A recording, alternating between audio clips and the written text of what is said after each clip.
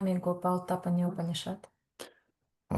But I'm not going to do it today because we'll have the festival, we'll have a pause. Then after the festival, I'll be out for a few weeks. I hope to take some rest after that.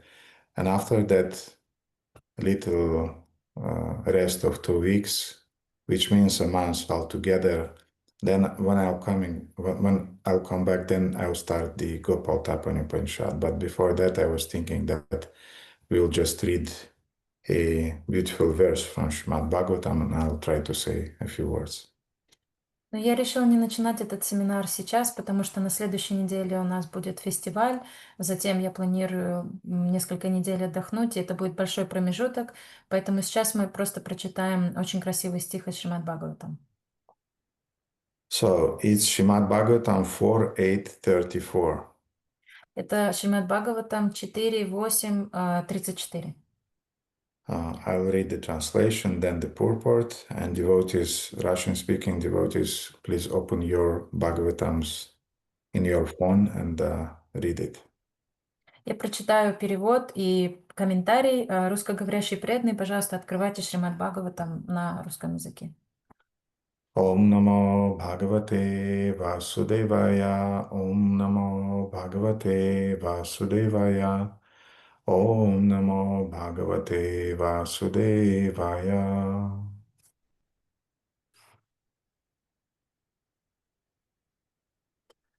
Gunadikan mudan lipsed anukrasham gunadamat. Maitrim samanad anvichen natapair abhibhuyate. Every man should act like this. When he meets a person more qualified than himself, he should be very pleased. When he meets someone less qualified than himself, he should be compassionate towards him. And when he meets someone equal to himself, he should make friendship with him. In this way, one is never affected by the threefold miseries of this material world. Purport by His Divine Grace A.C. Bhaktivedanta Swami Srila Prabhupada. Generally, when we find someone more qualified than ourselves, we become envious of him. When we find someone less qualified, we deride him. And when we find someone equal, we become very proud of our activities.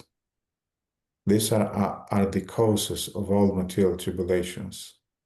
The great sage Narada therefore advised that a devotee should act perfectly. Instead of being envious of a more qualified man, one should be jolly to receive him. Instead of being oppressive to a less qualified man, one should be compassionate towards him, just to raise him to the proper standard. And when one meets an equal, instead of being proud of one's own activities before him, one should treat him as a friend. One should also have compassion for the people in general who are suffering due to forgetfulness of Krishna. These important functions will make one happy within this material world.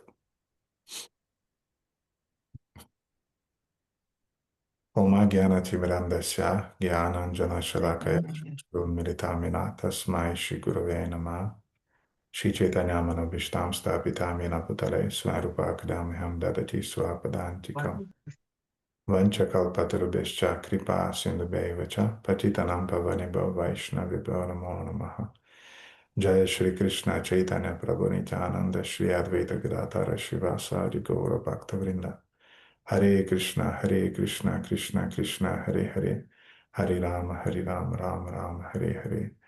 Gurave Gaura Chandraya Radhikaya Tadale Krishna Krishna Bhaktaya Tad Bhaktaya Namo Namaha. Om Tat Sat.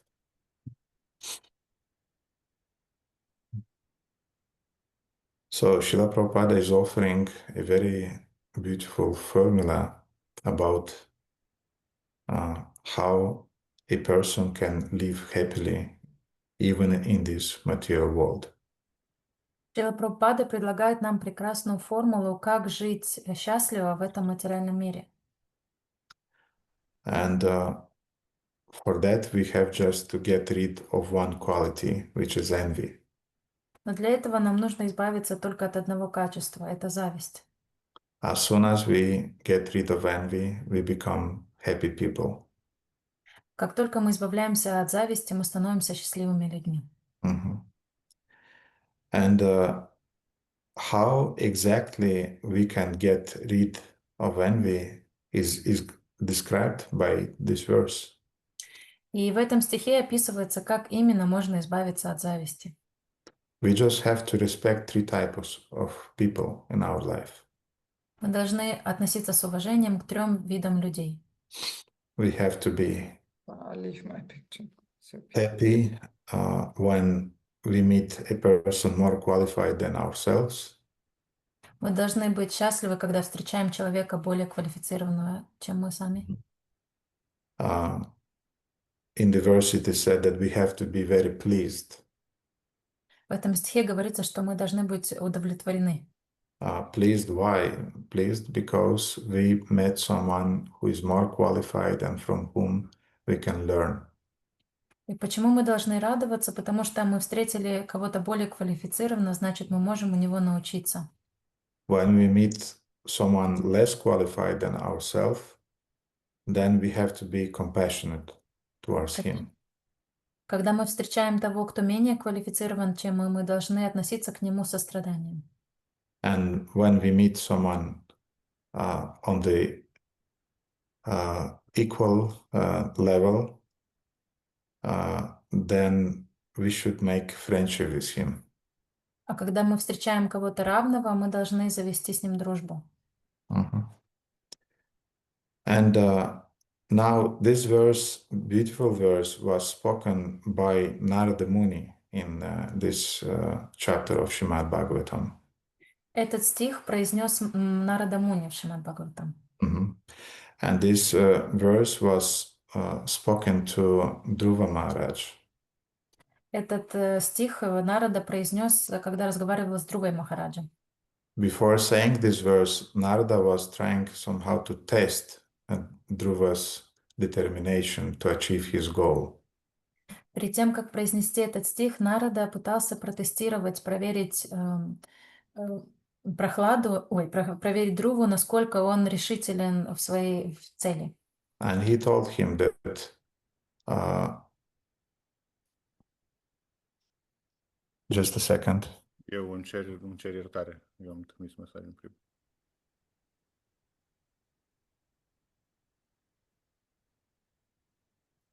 Please forgive me, dear devotees. I'm the one who needed some clarification right now. Thank you. So what we were speaking about, yes, Narada instructing Dhruva. And first, Narada Muni said, "My dear boy, you should not endeavor for this." Вначале Нарада сказал: Друва, мой дорогой мальчик, ты не должен стремиться к этому. Meaning that you should not endeavor for that kingdom greater than your father. It's too ambitious. Он имел в виду, что Друве не стоит стремиться заполучить царство больше, чем его деда. Это слишком амбициозно. Better you just go home. Лучше просто отправляйся домой. And then when you are growing up, by the mercy of the Lord, you'll get a chance for these mystic performances. Но затем, когда ты вырастешь, возможно, по милости Господа, у тебя появятся возможности для таких мистических действий. And at that time, you may execute this function. И вот в тот момент ты сможешь выполнить эту задачу. And Narada then said that one should try to keep himself satisfied in any conditions of life. Тогда Нарада сказал, что каждый должен стараться сохранять удовлетворение в любых условиях жизни.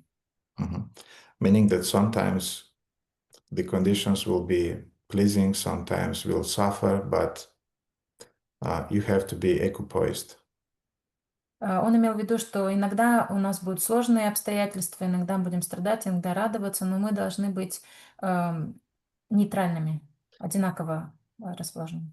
And Narada said that you have to understand that everything that is happening according to the will of the Supreme Lord. И Нарада также сказал, что ты должен понимать, что все, что происходит, происходит по милости Верховного Господа. Parishreyes tatas tata tavan matrena purusha daivo padoditam yatha diksheshuram katibudi. There is also a verse spoken at that time by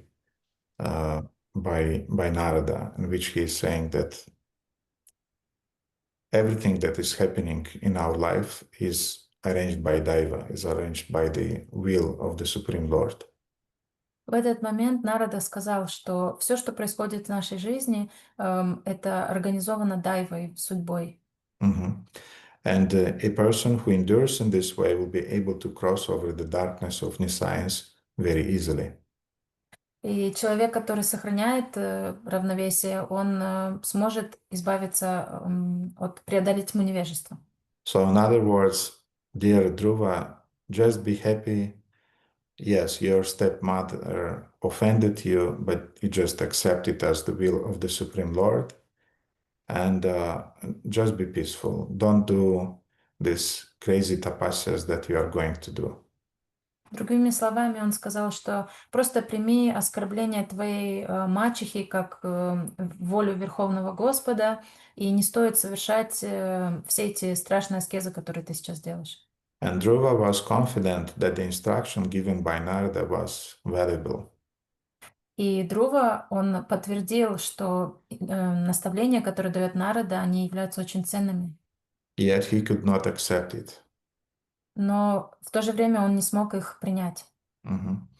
And then Narada, he said, Dhruva said, И тогда Друва сказал: My dear Lord, I'm very impudent for not accepting your instructions, but this is not my fault. «Мой господин, я знаю, что поступаю дерзко, отказываясь следовать твоим наставлениям, однако в этом нет моей вины. It is due to my being born in a Kshatriya family. Всему виной кровь кшатрия, которая течет в моих жилах. So, in other words, I have a nature and I can't do anything with that nature. Другими словами, у меня есть определенная природа, и я ничего не могу поделать с этой природой. My stepmother Suruchi has pierced my heart with her harsh words. Жестокие слова моей мачехи Суручи пронзили мое сердце. Therefore, your valuable instructions do not stand in my heart. Поэтому оно остается глухим к твоим бесценным наставлениям. Mhm. And as we know, Dhruva then proceed further in his intention to achieve a kingdom more greater than his stepfather's. И как мы знаем, Друва продолжил выполнять аскезы, очень суровые аскезы, для того, чтобы заполучить царство более великое, чем царство его деда. And he continued doing it under the guidance of Narada Muni. И он продолжил делать это под руководством Нарада Муни. Mhm. Now, despite being spoken in the context of tasting Dhruva Maharaj at this point, Помимо того, что Нарада говорил это в контексте того, что он тестировал Друва Махараджа, the wisdom spoken by Narada in this verse is very valuable, is universal actually. мудрость, которую передает нам Нарада в этом стихе, она очень ценна. And we should learn from it. И мы должны научиться этому. So we should not think that this verse was a kind of like contextual instruction and therefore it's not valuable. Мы не должны относиться к этому стиху как просто это было какое-то наставление из контекста, и оно не имеет ценности для нас. No, it is very valuable. Нет, оно очень ценное для нас. It was spoken to test Dhruva, but it contains a very, very deep wisdom. Нарада произнес этот стих для того, чтобы протестировать Друву, но этот стих имеет в себе очень большую мудрость.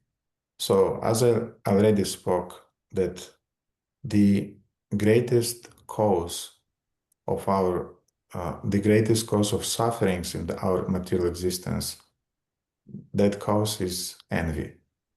И как я уже сказала, самая большая причина наших страданий в этом материальном мире – это зависть. And that envy is deeply rooted in our original rebellion towards the Supreme Personality of Godhead. И эта зависть, она очень глубоко укоренилась в нашем изначальном желании бунтовать против Верховной Личности Бога. How this happened, no one knows. Как это произошло, никто не знает. Ainanda tanuja kinkaram patitam mam vishame bhavam budao. Kripaya tava padapanskaja sita durisadrisham vichintaya.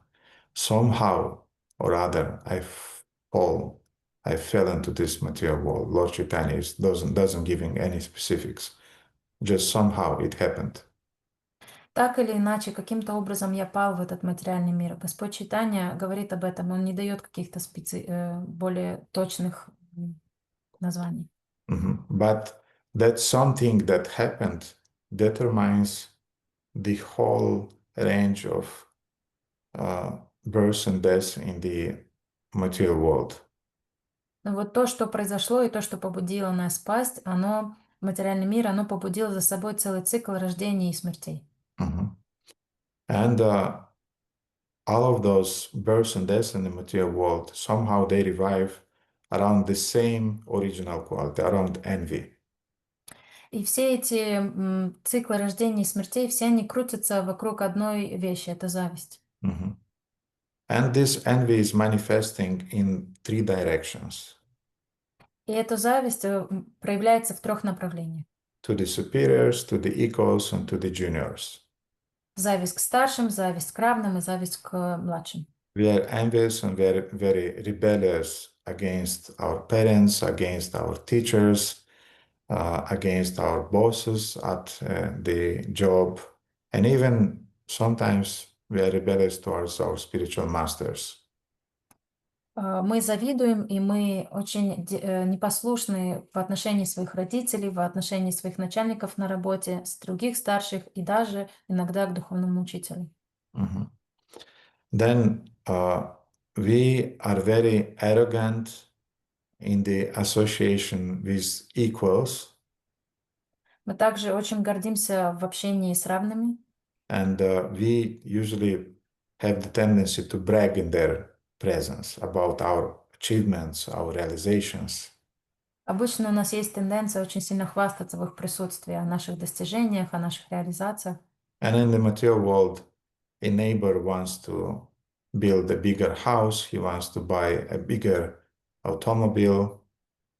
В материальном мире соседи все время соревнуются. Один хочет купить дом побольше, другой машину побольше.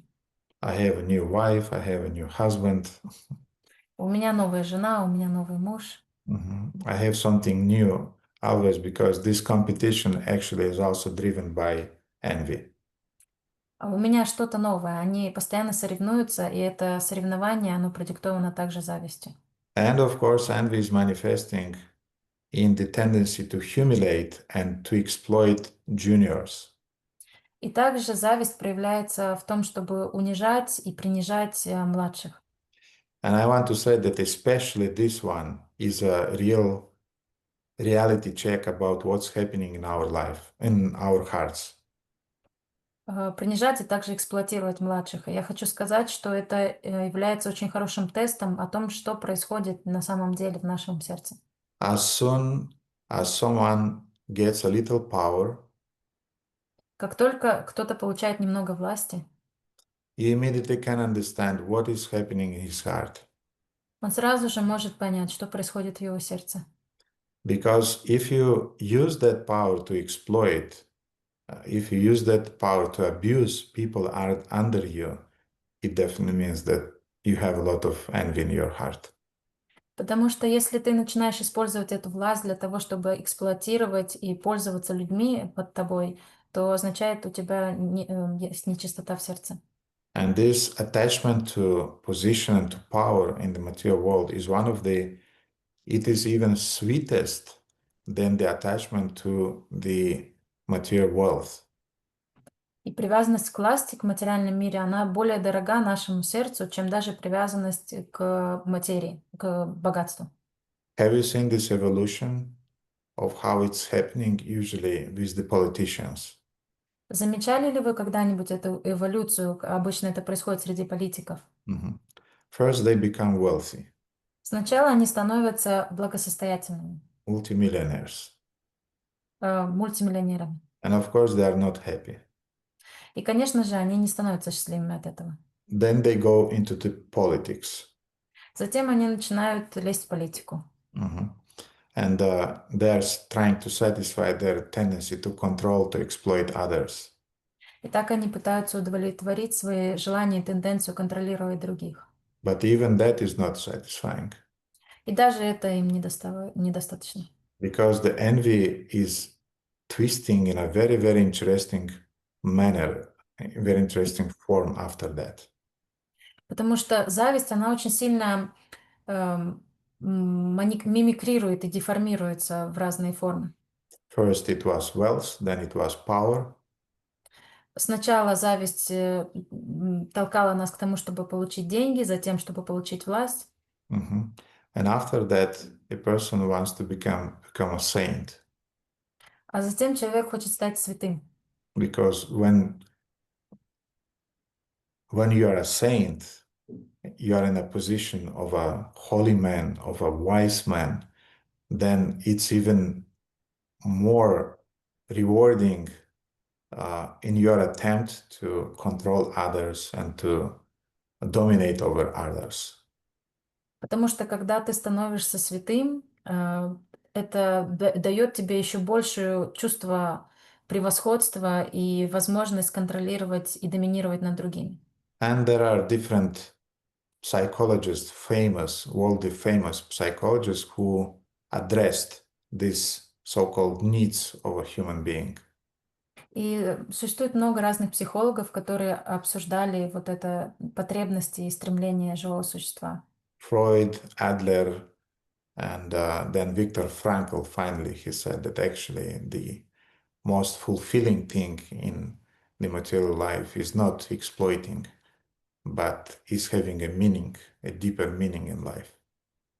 Об этом говорили Фрейд, Адлер, и даже в конце Виктор Франкл говорил о том, что самая удовлетворяющая нас вещь — это иметь цель, иметь какой-то смысл жизни, Higher goal in life. какая-то высокая цель жизни. So these three forms of envy generate karmic reactions. И вот эти три вида зависти, они генерируют кармические реакции. Adhyatmika, Adibhautika, Adidaivika. So we are receiving reactions that are caused by or reactions that are manifesting by the sufferings caused by our body and our minds. Так мы получаем реакции, возникшие в результате страданий от нашего тела и ума. Have you seen how your mind is making you suffering like anything? Вы замечали, как ваш ум заставляет вас страдать очень сильно? So everything is okay. You have a healthy body, you have a wife, you have a husband, you have a little car, you have an apartment, you have a job, but no, I have to find something to suffer. У вас есть муж или жена, дом, небольшая машина, все вроде хорошо, у вас есть здоровье, но вот ваш ум заставляет вас, нет, мне нужно что-то другое, мне нужно что-то больше. It's a whole topic, we'll not go into that now. Это целая большая отдельная тема, мы сейчас не будем ее начинать. Then adibhautika, which means sufferings that are caused by other living entities. Также мы подвержены адибаутике, то есть страданиям, которые приходят в результате других живых существ. And adhyatmika, sufferings that are caused by natural disasters. И адиатмика — страдания, которые возникают в результате сил природы. Either no rain or too much rain. Бывает, не хватает дождя или, наоборот, слишком много дождя, Earthquakes and so on. землетрясения и так далее.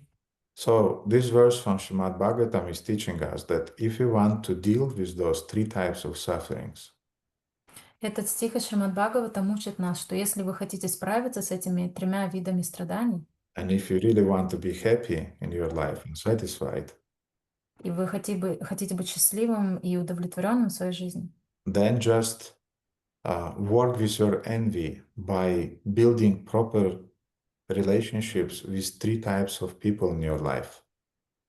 Тогда работайте со своей завистью, и для этого постройте правильные отношения с 3 типами людей в своей жизни. Mhm. Be happy and pleased when you see somebody more advanced than you. Радуйтесь и будьте счастливы, когда вы встречаете кого-то более возвышенного, чем вы. Make friends with equals. Дружите с равными. Mhm.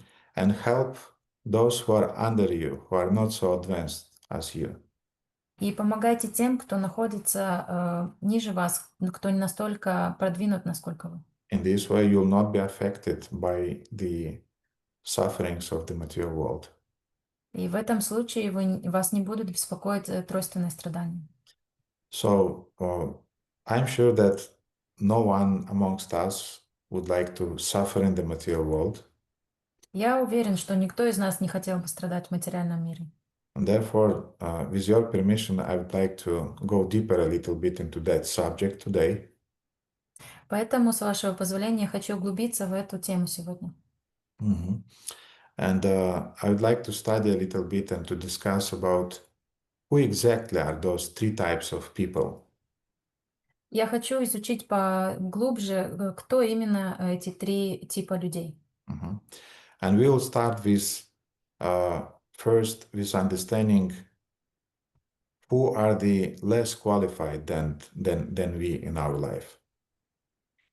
И сначала мы постараемся разобраться с тем, кто является младшими или менее квалифицированными, чем мы. Well, of course, everybody is less qualified than us in our lives. It's understandable. But yeah, Конечно, всем из нас ясно, что все вокруг нас являются менее квалифицированными, чем мы, но тем не менее. mhm. First, let's see what Srila Prabhupada is writing about that in his purport. Вначале давайте почитаем, что говорит об этом Шрила Прабхупада в своем комментарии. Generally, when we find someone more qualified than ourselves, we become envious of him. Обычно, когда мы встречаем того, кто более квалифицирован, чем мы становимся завистливыми по отношению к ним. Mhm. And in the material world, this envy is manifesting in the tendency to deride people, Дирайт. to put them down. И в материальном мире это происходит так, что мы стараемся опустить людей, Mhm. принизить, Humiliate them. унизить их. And we know the classic example is the example of senior brother and junior sister, for example. И классическим примером может быть ситуация, когда старший брат и младшая сестра. I was a senior brother and I had a little sister. She's younger than me. Я был старшим братом, у меня есть младшая сестра. And when I saw a funny video once, even on YouTube, how different people are coming into the sister's room. Я однажды видела забавное видео, как разные люди заходят в комнату к сестре. For example, the sister is sitting and she's reading. К примеру, девочка сидит и читает. And then the mother enters into the room. И затем мама заходит в твою комнату. And she's just watching and scanning everything. Everything is its place, okay? So nobody is dead, everybody is alive, you are not hungry, okay, have a nice day. Она заходит, сканирует пространство, все ли на своих местах, все живы, здоровы, нет никаких жертв. Все, ладно, я могу идти тогда. Then the father is entering. You've done your homework for the school, everything is fine, okay, no problem. Затем папа заходит, спрашивает, ты сделала свое домашнее задание? Все сделано, все готово. Окей, хорошо, я пошел. And then the senior brother is coming in. Затем старший брат заходит в комнату. He's just throwing a pillow into her. Просто кидает в нее подушкой. And then he's showing some signs and he's making fun of her. И затем он начинает какие-то ей жесты показывать и смеяться над ней. He's like a whirlpool in her room. Он как юла крутится в ее комнате. He's turning everything upside down. Все вверх дном переворачивает. Then he's smiling and going out. Затем улыбается и уходит. And she's staying perplexed, like, yeah, this is my senior brother. И она остается в таком замороженном состоянии. Да, это мой старший брат. So it's a funny example, but I mean, we have the tendency to exploit juniors. Это, конечно, очень забавный пример, но у нас есть эта тенденция эксплуатировать своих младших. And we make fun of our younger brothers or sisters. Мы подшучиваем над своими младшими братьями и сестрами. We are putting down our clumsy office colleagues. Мы принижаем своих неуклюжих коллег на работе. Just give us a reason. If somebody is a little bit clumsy, a little bit out of the standard, we immediately make fun of him or her. Нам нужна только самая маленькая причина для того, если кто-то чуть-чуть неуклюжий, чуть-чуть не вписывается в стандарты, мы сразу же начнем подшучивать над этим человеком. We make fun of people with disabilities. Мы смеемся над людьми с ограничениями. And this tendency is also manifesting in what attitude we have towards animals, because they are also our juniors. И также эта тенденция проявляется в нашем отношении к животным, потому что они тоже младшие по отношению к нам. People exploit animals, Люди эксплуатируют животных. horses, cows, and so on. Лошадей, коров и так далее. And they are killing animals. This is also the greatest form of exploitation, of putting down the juniors, is just killing them and eating them. И также они убивают животных. Вот это наивысшая форма эксплуатации младшего заключается в том, что мы убиваем и поедаем And I живых. remember how one senior devotee once explained that if you are not able to control the envy, И я помню, как один старший преданный рассказывал, что если вы не способны контролировать зависть, if you make it loose, если вы отпустите ее на свободу, then the envy immediately will generate thoughts about how somebody that we are envious about should die, should disappear, should have an accident or things like that. то наша зависть, она сразу же заставит наш ум. И то есть, если мы отпустим зависть на свободу, у нас сразу появятся мысли о том, как человек, которому мы завидуем, чтобы с ним что-то случилось, чтобы он погиб, попал в аварию и так далее. And that's how wars are starting between countries, so on. И так начинаются войны между странами. So this is just because why? Because people are not able to control the envy. То есть почему это происходит? Потому что люди не способны контролировать свою зависть. Now, we spoke about how envy manifests itself in the material dealings, material world. Мы поговорили To our juniors, yes. Мы поговорили о том, как зависть проявляется в материальном мире по отношению к младшим. Now let's speak how the same tendency is manifesting in the spiritual communities.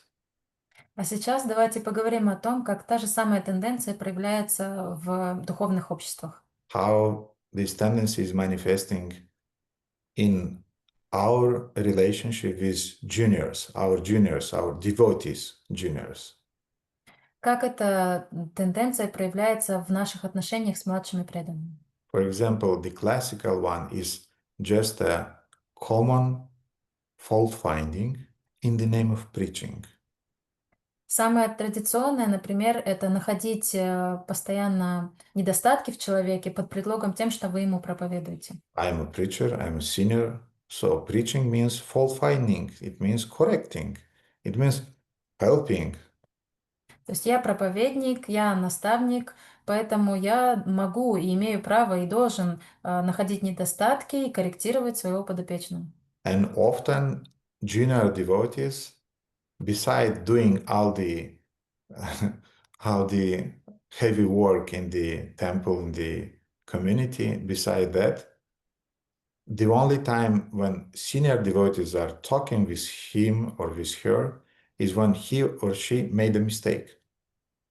Часто так бывает, что, несмотря на то, что младшие преданные совершают очень много служения в храме, единственный момент, когда старшие разговаривают с ними, это когда они совершают какую-то ошибку. When they are doing something wonderful in their service, nobody's talking with them because, well, it's obvious. You must do it. You're obliged to do it. Когда преданный делает что-то замечательное в своем преданном служении, никто этого не замечает и не акцентирует внимание, потому что он как бы должен это делать, это само собой разумеющееся. Mhm. And we glorify him or her only when by accident he died, or by old age he died. И мы начинаем прославлять такого преданного только если он внезапно умирает или покидает тело из-за возраста. Otherwise, during his lifetime, we never say a good word to her or to him because, well, this is all material. А в течение жизни мы ему ни слова доброго не сказали, потому что, это все материальное. Mhm. So that's also envy. That's how envy is manifesting. Это то, как проявляется зависть. You want to get rid of it, start glorifying devotees. Вы хотите избавиться от этого, начните прославлять преданных. Yes, it will be artificial in the beginning. И да, вначале это будет искусственно. You'll not feel good. You'll feel that it's a kind of like against my nature. Вначале вы не будете себя чувствовать хорошо, вам будет казаться, что это против вашей природы. In your vocabulary, you will even not have the proper words to do it.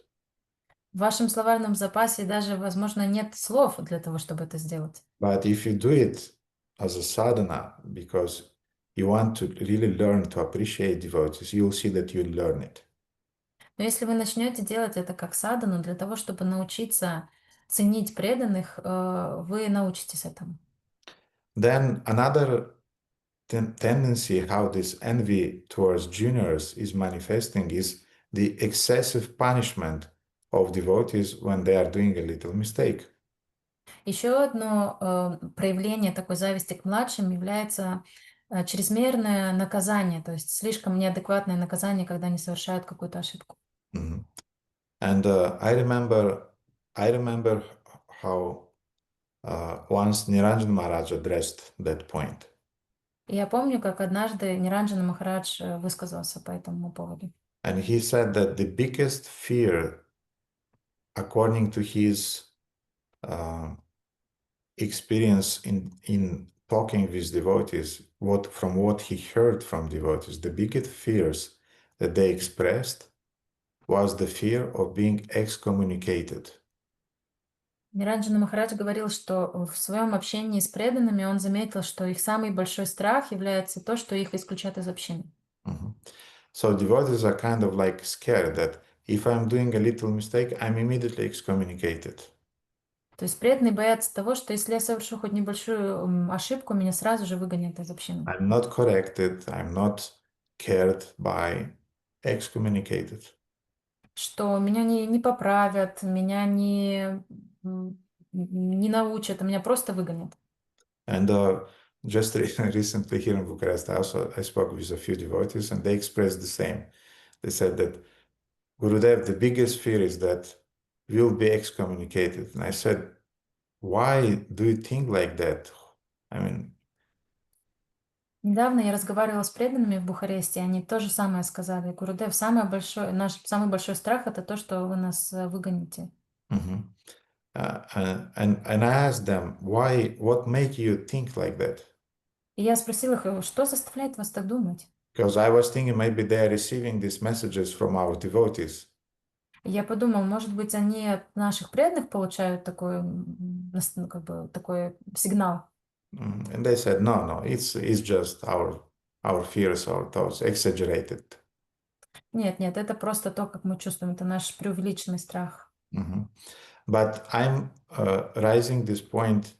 Why? Because I want our senior devotees and devotees in general to understand the mentality of younger devotees. This is the biggest fear in their life, that they'll be put down and they'll be excommunicated. And our care about devotees means always to let them know that no, we will take care about you in spite of mistakes and you'll never be excommunicated. So this means care about devotees. Я поднимаю этот вопрос для того, чтобы наши преданные, особенно старшие преданные, понимали, о чем думают младшие. То есть их самый большой страх — это то, что их принизят, бросят или выгонят из общины. И поэтому наше общение с ними, когда мы им проповедуем, помогаем, мы должны им давать это чувство, что бы ни случилось, мы поможем тебе, мы не будем тебя выгонять. Mhm. As Gauranga Prabhu, the disciple of Radhanath Swami Maharaj, he is saying that the greatest gift that Sadhu Sangha is giving is hope. Гауранга Прабху, ученик Радханатхи Махараджа, говорит, что самый большой подарок в общении с преданными, в общении с саду — это надежда. So if you love younger devotees and you really care about them, you give them hope. Если вы любите младших преданных и по-настоящему заботитесь о них, вы даете им надежду. If you are envious towards them, then you destroy their hope. Но если вы относитесь к ним с завистью, то вы разрушаете их надежду. Mhm. Now, another way that this envy towards juniors is manifesting Еще один способ, как проявляется зависть по отношению к младшим, it is manifesting through the syndrome of a zealous priest. It's a scientific term, actually. это синдром ревностного священника. Это научный термин. Mhm. And I have a nice quote about the zealous priest syndrome from the handbook of the clergyman. И у меня есть очень прекрасная цитата из настольной книги священнослужителя. Mhm. It was published in 1988 in Moscow. Ее напечатали в 1988 году в Москве. So all the spiritual traditions, all the religions, they confront the same problems that we are confronting. То есть мы видим, что все духовные традиции, они сталкиваются с теми же самыми проблемами, с которыми мы сталкиваемся. And Shamahada have the translation. I will read it in English, then she'll read it in Russian. Гурудев прочитает на английском, и я прочитаю перевод на русском. So, instead of guiding by the power of love, there arises a desire to dominate the souls of the congregation. Вместо власти и любви возникает стремление к господству над душами посомых. So you are not taking care about them, you are dominating them. То есть вы не заботитесь о них, вы доминируете над ними. Most often, this passion manifests itself in the desire to achieve from spiritual children the feat of perfect obedience. Наиболее часто эта страсть проявляется в желании добиться от духовных чад исполнения подвига совершенного послушания. So not just obedience, but absolute obedience. То есть не просто послушание, а совершенного послушания. And usually younger devotees, that's the last thing they are thinking about, obedience И or обычно, humility. обычно младший преданный — это последнее, о чем они думают, о том, чтобы быть смиренными или послушными. They're young, my God, they're young. It's their nature to be rebellious, to be spaced out, to forget things. Они молодые, и это просто, это природа молодости — летать в облаках, забывать что-то или бунтовать постоянно. And Srila Prabhupada said that yes, maybe you as a senior devotee, as a manager, organizer, sometimes you have to bend them a little bit. И Шрила Прабхупада говорил, что да, возможно, как старший преданный, как менеджер, вам придется их немного заблокировать. Гнуть. Да, их гнуть немножко. Мгм. But Prabhupada said that you have to bend them, but don't break them. Но Прабхупада говорил, вы должны их как бы моделировать, но не проломать, но не сломить. And if it's not your service, then it's not your business. Let this be done by senior qualified devotees. А если это не ваше служение, то это вообще не ваше дело. Дайте право сделать это квалифицированным преданным. But often so-called spiritual counselors, Namahata leaders, preachers, teachers, whatever, they have this tendency to demand absolute obedience from the younger devotees. Но очень часто так называемые духовные наставники или лидеры намахат, они ждут полного подчинения от своих подопечных. You'll never get absolute obedience, forget it. Но вы можете забыть об этом, потому что вы никогда не получите полного послушания. You can't demand it. Вы не можете требовать этого. You can earn their trust Вы можете заслужить их доверие, by taking care about them, заботясь о них, by giving them hope, as we spoke. отдавая им надежду, как мы говорили ранее. So now let's read the last parts of this quote that I'm quoting from that book of clergymen. Давайте прочитаем оставшуюся часть цитаты из этой книги. A priest, especially a young one, who is excessively zealous, begins to acquire the feat of eldership. Священник, в особенности молодой, сверх меры ревностный, начинает стяжать подвига старчества. So he wants very quickly, very fastly, he wants to have this position, special position that everybody should obey. То есть он очень быстро старается заполучить эту такую позицию, где каждый будет ему подчиняться. Demanding from the congregational members an unconditional obedience, complete cutting of their own will, and a complete surrender of themselves to the power of the pastor. Требуя от прихожан безоговорочного послушания, полного отсечения собственной воли, отдачи себя во власть пастыря.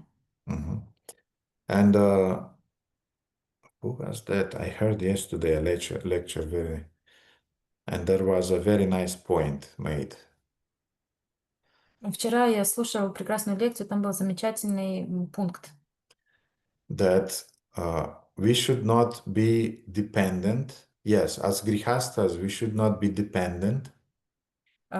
И там говорилось, что как грехастхи мы не должны быть зависимыми, But at the same time, we should not be independent. и в то же время мы не должны быть полностью независимыми. Because otherwise you are not a grihasta anymore, you are a grihameta. Потому что в этом случае вы больше не грехаства, а грехометха. So a grihasta should have an independent family life, but at the same time he should depend from the guru's mission, from the sangha. Так грехаства, он должен иметь независимый образ жизни, но он должен зависеть от гуру и от общины. So the young preacher, mentor, leader, whatever, he doesn't understand this point. И молодые священники, проповедники, лидеры, они не понимают эту часть. They demand absolute obedience from everybody Они требуют от всех полного послушания and absolute control over their lives. и полного контроля над жизнями своих подопечных. But no, they're independent people, they're grown-up people, they make their own decisions. Но нет, они независимые люди, они взрослые люди, они принимают сами решения в своей жизни. And you have to give them that space. Вы должны дать им это пространство. Spiritually, they're depending on the congregation, they're depending on you, and you can guide them. But you don't micromanage their lives. В духовном смысле слова, да, они зависят от общины, они зависят от лидеров, но вы не должны заниматься микроменеджментом в их жизни. And you don't cut off their own will. И вы не должны отсекать их собственную волю. Otherwise, you'll have just a congregation who is just paralyzed, and all the time they want to do something, they'll come to you and ask, can I wash the floor? Can I paint the wall? Why they're doing that? Because you're always under their heads taking decisions instead of them. В таком случае у вас будет просто община парализованных, безинициативных, преданных, и перед тем, как что-либо сделать, они будут каждый раз подходить вам и спрашивать, а можно я помою пол, а можно я покрашу стены?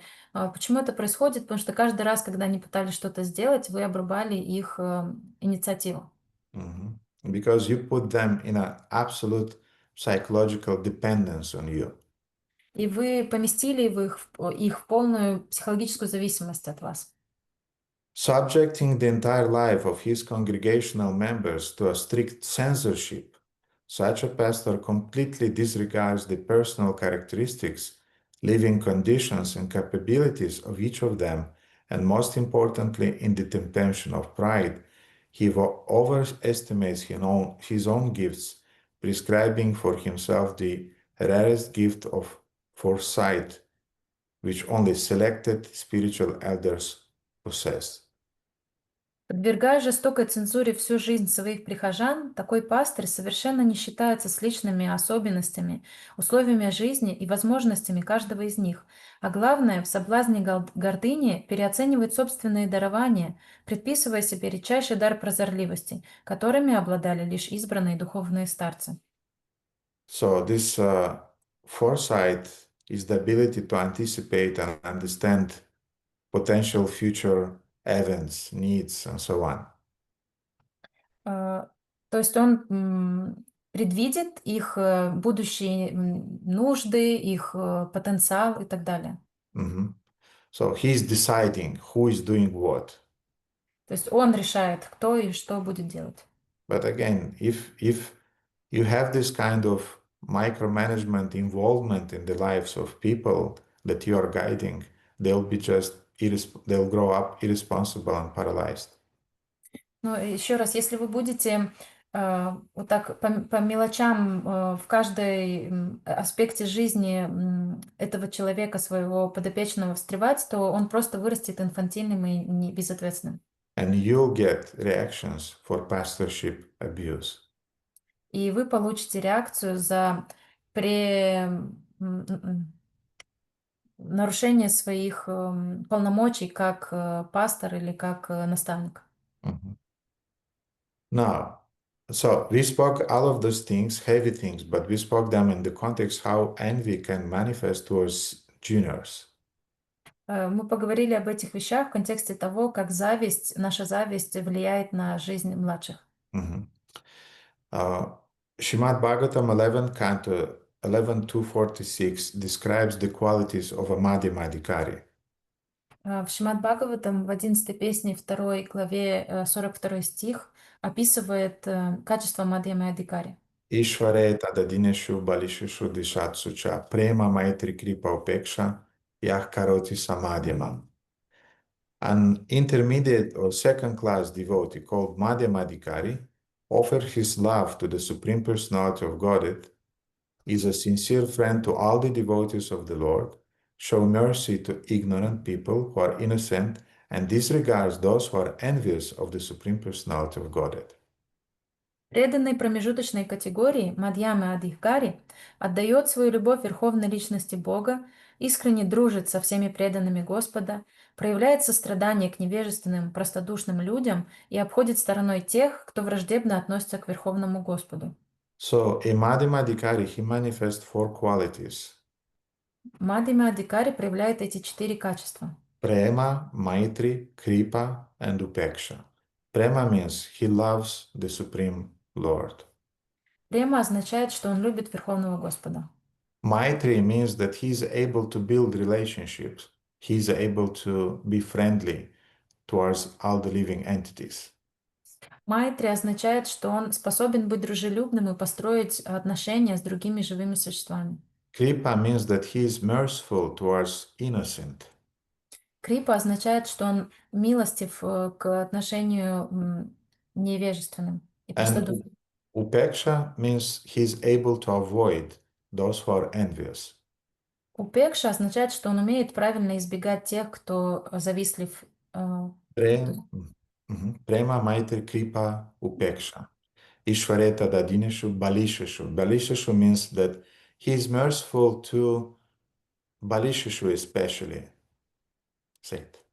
Это означает, что он милостиво относится к Балишешу, тем, кто... And this word Balisheshu or Balisha means innocent people. Это слово означает невинные люди. People who don't know the spiritual truths, who are misled by others. Люди, которые не знают духовную истину, тех, которых ведут другие. Who are not so intelligent. Кто не обладает интеллектом. Who may be a little bit contaminated by the Mayavada philosophy. Они могут быть осквернены также немного философией Майвады. But they're not hostile to the idea of pure devotional service. Но они не относятся враждебно к идее чистого преданного служения. So they may be a little bit foolish, a little bit inexperienced, but generally They are sincere devotees who are striving to progress on devotional path. Они могут быть немного невежественными, немного неопытными, но в общем они хорошо настроены к практике преданного служения. And we should help them. И мы должны помогать таким людям. A sick person cannot cure himself. Больной человек не может вылечить сам себя. He requires the help of a doctor, of a physician. Ему нужна помощь доктора. And in this sick condition, sometimes this patient, he may be doing some inappropriate behaviors. И будучи больным, пациент иногда он может проявлять какое-то неподобающее поведение. He may become rebellious. Он может быть непослушным, бунтарем. He can envy you, he can criticize you. Он может вам завидовать, он может вас критиковать. But the doctor is lenient and he understands that, yes, this is my patient and sometimes he has these phases of his disease, but I have to go on healing him or her. Но доктор, он понимает, он терпелив, и он понимает, что это мой подопечный, он сейчас страдает от этой болезни, у него будут вот эти скачки вверх и вниз, разные проявления, и он просто продолжает. So if you, as a senior devotee, are expecting that in your community will come only perfect souls with all the 26 qualities of a pure devotee, then you are quite naive. Поэтому если вы, как старшие преданные или лидеры, ожидаете, что в вашу общину будут приходить только полностью абсолютно здоровые, прекрасные люди, у которых уже развиты 26 качеств вайшнава, то вы наивны. You have to cultivate those qualities in those younger devotees, first of all, by your example. Вы должны развивать и культивировать эти качества в младших преданных, в первую очередь своим собственным примером By your care, и своей заботой. that you are able to offer year after year after year, not just, well, I gave you my attention one day, the second day you have to be perfect. И заботой, которую вы будете проявлять год за годом, а не так, что вы позаботились о ком-то однажды, и на следующий день вы уже ждете, что он будет совершенным. And year after year, devotees will come to with the same questions, the same doubts, but just put in a different form, different words, but the same ideas. И год за годом преданные будут приходить к вам с теми же идеями, с теми же сомнениями, с теми же проблемами, просто сформулированными по-разному. The same attachments, the same problems, but just expressed in a different way. С теми же, это та же самая привязанность, та же самая проблема, просто они ее по-другому выразили. And you really have to have tolerance to deal with the same problem, replying, giving the same advice, but also using different words. Вы должны быть очень терпеливы и искусны в том, чтобы год за годом отвечать на эти вопросы и давать, по сути, тот же самый совет, но вы должны учиться тоже формулировать его по-разному. And it requires tolerance, it requires compassion. Для этого необходимо терпение и сострадание. So as I said, year after year, devotees will come and will maintain the same misconceptions about bhakti. Как я уже сказала, год за годом преданные будут приходить к вам, и у них будут те же самые заблуждения о бхакти. They will have the same karma kanda tendency. У них будут оставаться те же самые стремления к кармаканде. Even after receiving initiation, I know devotees, after receiving initiation 30 years back, they still have a soft part for Lord Shiva. And when some difficulties are coming in their life, they're praying to Lord Shiva. They're not praying to Krishna or to Lord Narasimhadev. No, Shiva is solving these problems.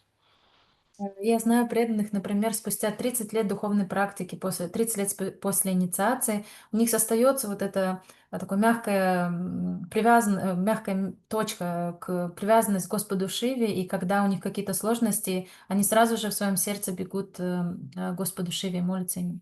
Some devotees for many years they'll have more faith in astrology than in Krishna's will.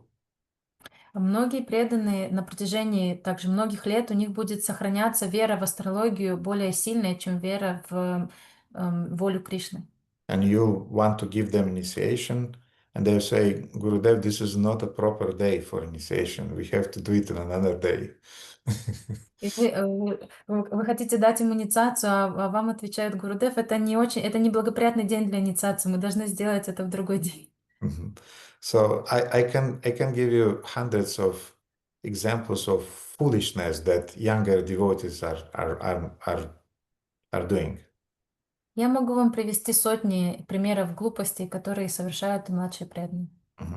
But that's what I want to say, that this will happen year after year after year. Но это то, что я хочу сказать, что все эти глупости будут происходить на протяжении многих лет. But their only chance to change is your ability to tolerate and your ability to nourish them in spite of those weaknesses and foolishness. Но единственный шанс для них измениться — это если вы будете проявлять год за годом терпение и обучать их. And that's how they transform from Kanishta to Madhyadhikaris. И это то, как они трансформируются из каништхи в Мадхьямадхикари. So this is kripa. This is what means to be merciful towards innocent Balisha. И это означает крипа, то есть это то, как проявляется милосердие и сострадание по отношению к слабому, к Балише. This is how we help younger devotees or juniors. Это то, как мы помогаем младшим преданным. And by giving them kripa, we receive kripa from Krishna. И если мы даем им крипу, мы получаем крипу от Кришны.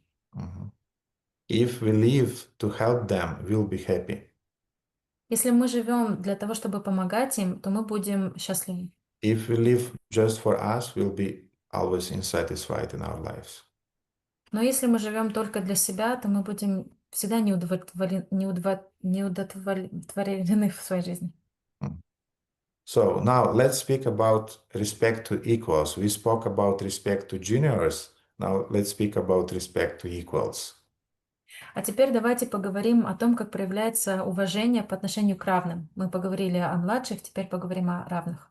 And the verse is saying that when you meet someone equal with yourself, you should make friendship with them.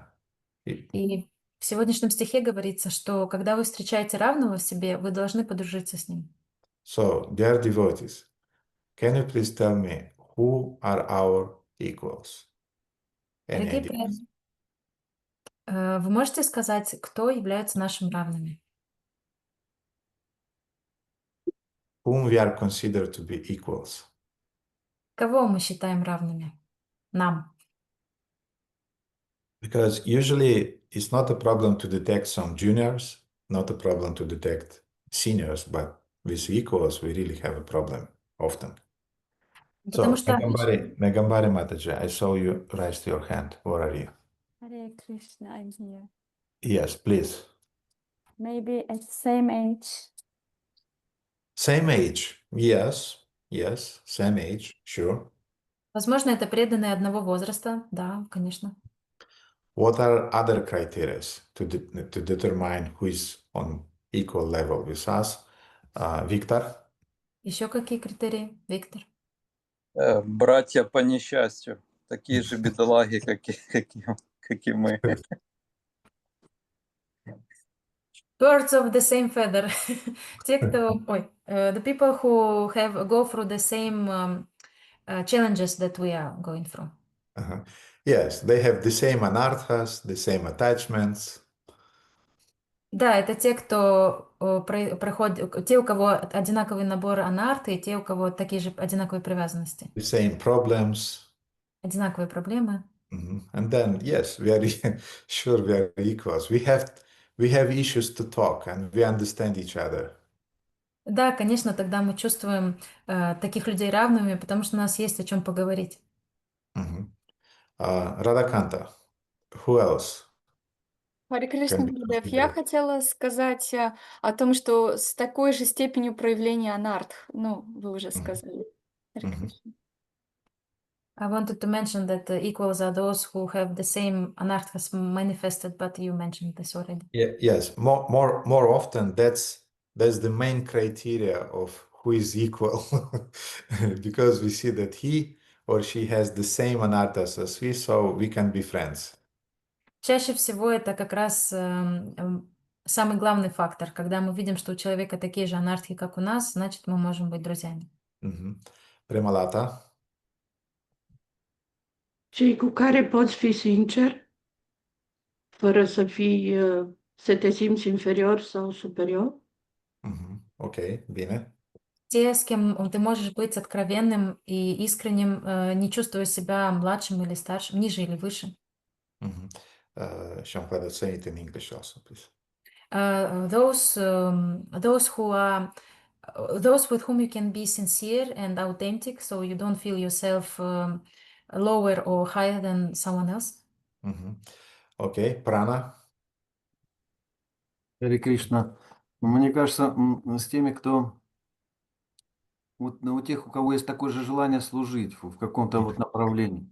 Вот кто-то харинамой занимается, вот есть желание такое же, там помогать на кухне или еще что-то такие, делать вещи одинаковые. Но бывают разный возраст, совершенно разного возраста, преданные, и они вот действительно заряжены. Вот с ними очень приятно, я их считаю прям равными. Есть у нас мальчишка, которому буквально там 20 лет, но он вот, ну, просто горит. Вот такие мне нравятся вообще. Харе Кришна. Prana Prabhu considers that equal can be the person who have the same taste for the same service, and he is also very charged up as you are. Ok, very good. Și Dama. Те, с кем мы хотим соперничать.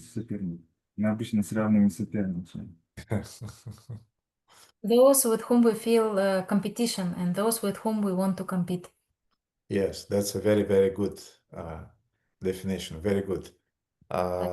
Очень хорошее обозначение. Dayananda, I see your hand, please. Харе Кришна.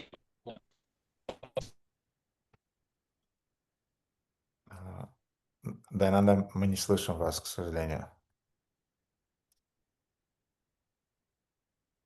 It's interrupted. Maybe Dayananda will come later. Will enter later because seems to be some problems with the internet. Okay, Chandramala Mataji. Hare Krishna. Maybe it's the similar spiritual advancement in terms of spiritual realizations, seriousness in the process, maybe similar initiation time, these kind of things can be also. Наверное, возможно, это наш одинаковый уровень развития, время, когда мы похожее время, когда мы получили инициацию, похожие отношения серьезные к тем или иным процессам в духовной жизни. Okay, so look, there are a few classical considerations that should be remembered when we are dealing with who are the equals. Итак, есть несколько классических определений, кто является равным. So first, considerant is the equals are those with whom we received initiation in the same day or at practically the same days, let's say. Первое – это преданные, с которыми мы получили инициацию в один и тот же день или примерно в один и тот же период. This is an external consideration. Это внешняя причина. Then the second consideration is the devotees who are doing the same type of services. Второй пункт – это преданные, с которыми мы занимаемся одинаковым служением. And Shridama said that we tend to compete with them. И как сказал Шридама Прабху, у нас есть тенденция с ними соперничать. Who will distribute more books, who would cook more prasadam, who would, I don't know, would be more stable in their puja service, and so on. Кто больше распространит книг, кто приготовит больше пир, кто более стабилен в своем служении пуджари и так далее. And the third consideration is devotees who have the same spiritual realizations that we have. Третий пункт — это преданные, у которых похожие духовные реализации, как и у нас. Svajjatiya Sasnigdaya. So they have Svajjatiya, they have the same aspirations, they have the same goals that we strive to achieve, and the same realizations on that path. Это называется сваджатия, преданные, с которыми у нас похожие стремления, похожая цель, похожее желание в духовной жизни. But if you are envious of them, Но если вы завидуете им, then you tend to compete with them. Тогда у нас появляется тенденция соперничать, соревноваться. And we have the tendency to brag in their presence about our achievements and our realizations. Тогда у нас есть тенденция хвастаться в их присутствии о том, чего мы добились, какие у нас реализации. We tend to become more prominent when, for example, a group of devotees are coming together. We want to speak more and we want to hear less from them. Либо мы стараемся больше обратить на себя внимание, когда мы собираемся группой преданных, мы стараемся быть более яркими, говорить больше, чем те преданные. I'll sing kirtan more than him. I'll sing 20 minutes and let him or her sing just 10 minutes. It's enough. Я буду петь киртан, например, 20 минут, а тому человеку дам киртан, позволю петь киртан только 10 минут. So this rivalry is the consequence of being envious towards equals. Вот это соперничество — это результат того, что у нас есть зависть по отношению к равным. But if you learn to build deep relationship with those devotees, equal devotees, Но если вы научитесь строить глубокие отношения с этими преданными, in spite of them being different in some ways, несмотря на то, что у вас разные мнения, вы разные иногда. yes, and sometimes you'll have some tensions because you have different visions regarding the same subject. И иногда у вас будут даже сложности, непонимания, потому что у вас разные взгляды на один и тот же процесс. And I want to say this type of relationship with equals is the most difficult type of relationship in general that we have. И я хочу вам сказать, что вот эти отношения с равными — это самые сложные отношения из всех, что у нас есть. Why? Because equals, they don't have any problems to tell you frankly about who you really are. И почему так происходит? Потому что у равных нет никаких проблем с тем, чтобы сказать нам прямо в лицо, без купюр, кем мы на самом деле являемся. They don't buy into your external glory, into your achievements. They have the same achievements. Они не покупаются на ваши внешние достижения, какую-то славу в общине, потому что у них те же самые достижения. For a younger devotee, you can be a demigod. Для младшего преданного вы можете быть полубогом. And they'll offer you obeisances and dakshinas and prayers and so on. Они будут предлагать вам поклоны, дакшину и так далее. They'll ask your blessings. Они будут просить у вас благословений. And interesting that senior devotees, they'll give you blessings and they'll support you and encourage you. Интересно, что старшие преданные, они будут давать вам благословения, будут вас поддерживать и вдохновлять. But equals, they'll give you sometimes a bitter medicine. Но равные будут давать вам горькие пилюли иногда. And that's exactly the reason why we have the tendency to avoid equals. И это именно та причина, почему у нас есть тенденция избегать общения с равными. Because they know you as it is. Потому что они знают вас таким, каков вы есть на самом деле. Sometimes you are just not ready to hear it again, who you really are.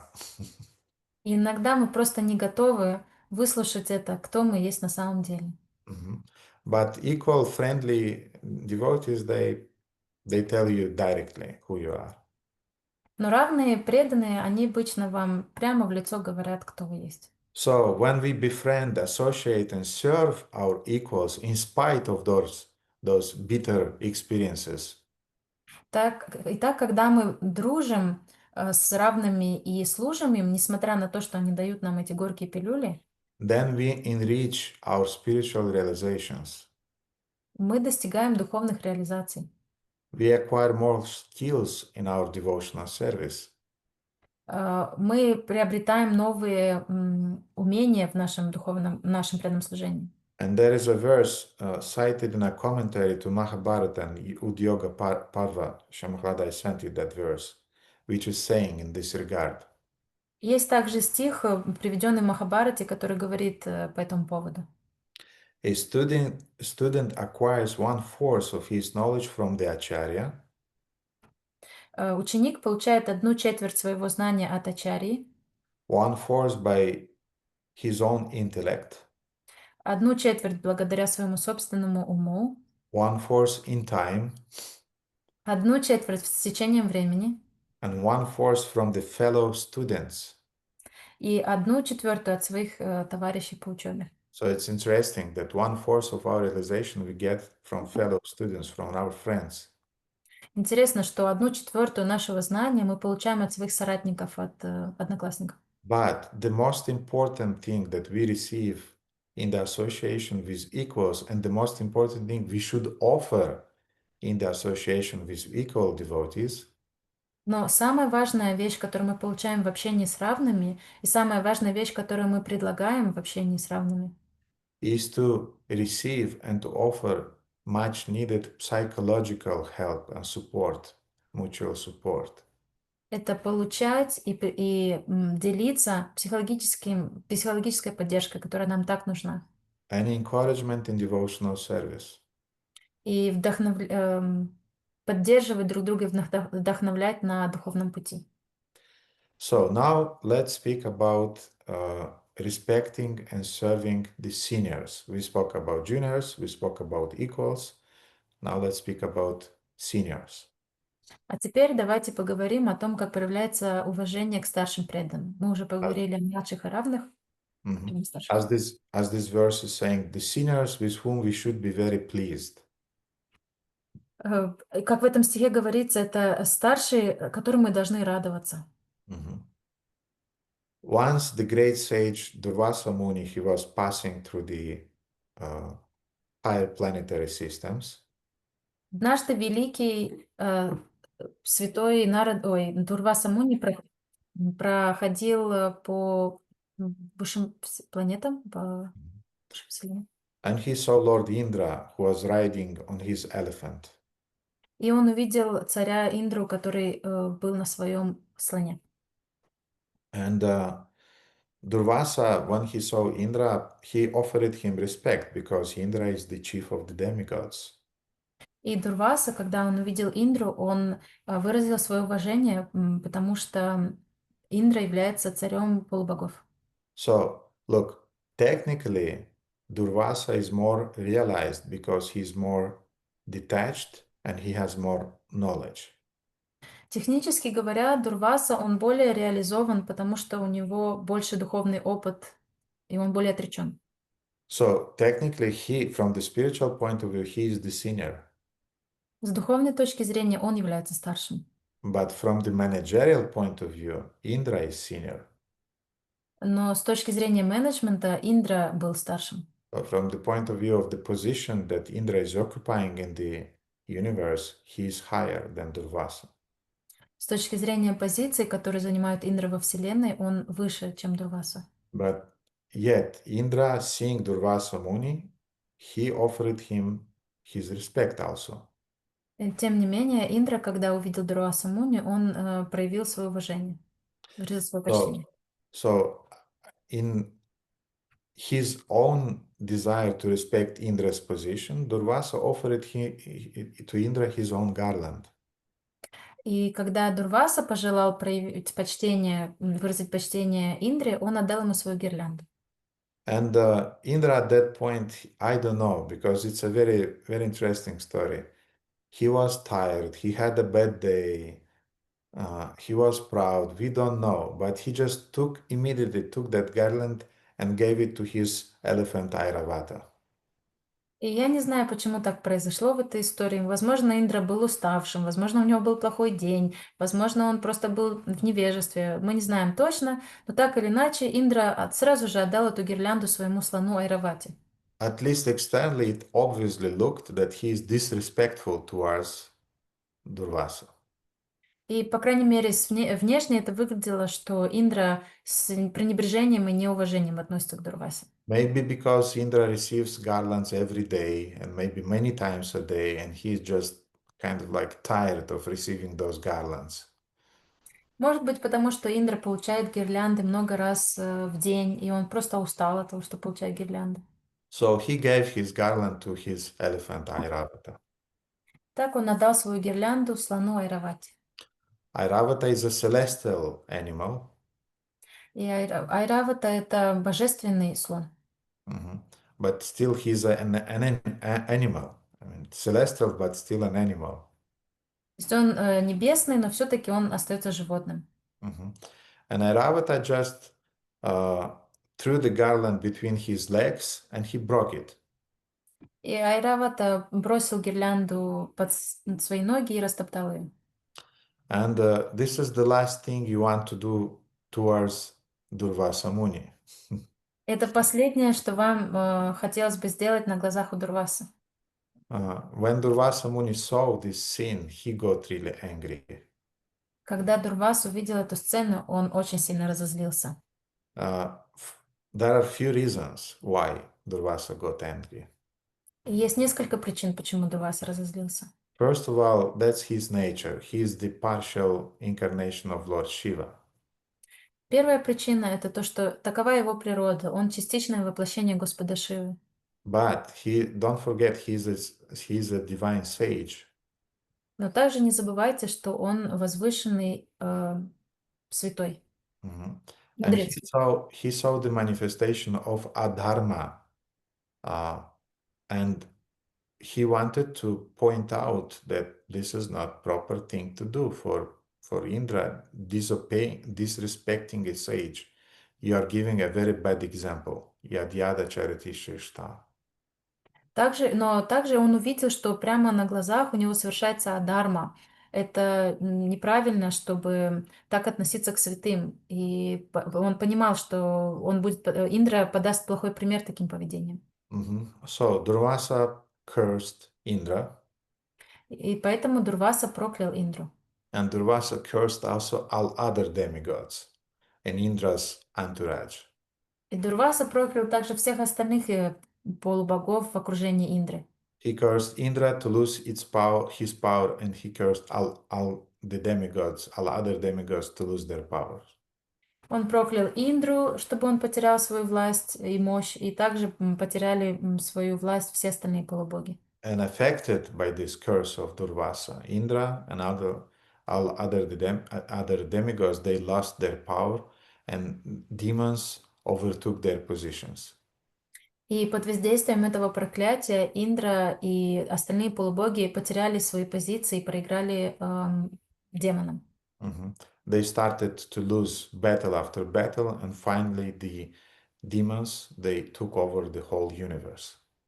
Они проигрывали битву за битвой, и в конце концов демоны поглотили всю вселенную.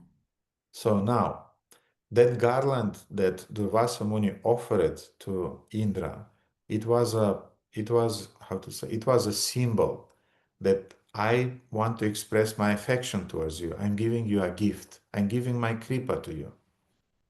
Эта гирлянда, которую Дурваса предложил Индре, она была символом, символом милости, которую Дурваса предлагал Индре. То есть он говорил, это моя крипа, я хочу предложить ее тебе, сделав этот подарок. I'm giving you my care and affection. Я предлагаю тебе свою заботу и свое внимание. But again, we don't know why Indra had this reaction. Но опять же, мы не знаем, почему Индра именно так прореагировал. Was he proud? Had he a bad day? We don't know. Гордился ли он, или у него был плохой день? То есть мы не знаем, почему так He произошло. was just ungrateful. Может быть, он просто был неблагодарным. But from the external point of view, his gesture showed disrespect. Но с внешней точки зрения его поведение проявило неуважение. So in the same way, we also often don't receive the gifts that we are receiving from our seniors in the best way. Таким же образом, мы часто тоже с пренебрежением и недостаточно уважительно относимся к подаркам, которые нам дают старшие, от которых мы получаем от старших преданных. Our seniors are giving us some very valuable gifts, И наши старшие предлагают нам очень важные подарки. but we are ungrateful, and what is our reactions? Но мы неблагодарны, и каково является нашей реакцией? You are not an efficient leader. Вы не очень успешный лидер. That's our response, to the seniors, that you are not a good leader at all. Это то, как мы отвечаем старшим. Вы не очень хороший лидер, вы не справляетесь. Your classes and seminars are not interesting. Ваши семинары неинтересны. And your Sunday programs, kirtans, are boring. Ваши киртаны на воскресной программе скучные. Your prasadam is not tasty. Ваш просад невкусный. Your community that you built is not a nice community. Община преданных, которую вы организовали, это не очень хорошая община. The temple you built is ugly. Храм, который вы построили, уродлив. And anyway, you just don't give me enough love and care in comparison to the love and care you give to other disciples. И та любовь, но в любом случае, любовь и забота, которую вы даете мне, это намного меньше, чем то, что вы даете другим ученикам. Isn't it? This is our attitude sometimes towards senior devotees. Разве не так? Вот у нас бывает такое отношение к старшим преданным. So technically it's the same thing. We receive the garland and we are just throwing that garland into our feet and we are trampling it. То есть мы получили гирлянду в дар, и мы просто топчем ее ногами. Because of the envy, we perceive that temple to be ugly. Из-за того, что мы завидуем, нам кажется храм этот уродливым. The temple itself is beautiful, but just because we are envious, therefore we perceive it to be ugly. Сам храм сам по себе очень красивый, но просто потому, что мы завидуем, мы его видим как уродливым. And the lectures are nice, and kirtans are nice, and prasadam is nice, but just because we are envious, we perceive that something is wrong with those things. И с лекцией все хорошо, и с просадом все хорошо, и с киртаном все хорошо, но просто потому, что мы завидуем, мы видим эти вещи таким образом. So because of envy, we remain ungrateful. Поэтому из-за зависти мы остаемся неблагодарными. And in this connection, there is an interesting Bhagavatam verse, 5:26-30. Есть очень интересный стих в этой связи в Шримад Бхагаватам 5:26-30. A low-born and abominable person who in this life becomes falsely proud, thinking, I am great, and who thus fails to show proper respect to one more elevated than he by birth, austerity, education, behavior, caste, or spiritual order, is like a dead man even in this lifetime, and after death he is thrown headfirst into the hell known as Ksharakardama. There he must suffer great tribulation at the hands of the agents of Yamaraja. Низкий и порочный человек, который мнит себя великим и не оказывает должного почтения тем, кто выше его по происхождению, аскетичности, образованности, благонравию, или кто занимает более высокое положение в системе варн и ашрамов, еще при жизни становится подобен мертвецу, а после смерти падает вниз головой в ад Кшаракардама. Там слуги Ямараджи хватают его и подвергают страшным истязаниям. So now, my Guru Maharaj and your Param Gurudev often is saying that there are only two reasons why we are not able to offer respect and to be grateful to the seniors. Мой Гуру Махарадж и ваш Парам Гурудев часто говорит, что существует только две причины, почему мы не способны проявить уважение и почтение к старшим. Those devotees who have been were present on the last Sunday lecture. Do you remember? Here in Bucharest, I mean Bucharest devotees. We also spoke about that on Sunday. Преданные, кто был на прошлой воскресной программе, мы говорили об этом в это воскресенье в Бухаресте. Кто из вас помнит? Who remembers? Okay, not many Bucharest devotees are present, but Shamahlada, yes. Не так-то много преданных из Бухареста сейчас присутствует. We talk about NVIDIA, Envy? envy and ignorance. Yes. Avidya and... вот. Yes, envy. Yes. То есть это зависть и невежество. Yes, envy and ignorance. Our devotees are preparing for the festival, therefore they're busy today. Наши преданные готовятся к фестивалю, и они заняты сегодня. So, ignorance is coming, as in this verse it was said, that I'm great. Невежество проявляется, как в этом стихе говорится, они чувствуют себя великим, я великий. So, ignorance, pride is almost the same thing. То есть гордость и невежество — это примерно одно и то же. And envy also includes rebellion, that you manifest rebellion towards the seniors. А зависть, она также проявляется в виде того, что мы не слушаемся и противоречим, спорим со старшими.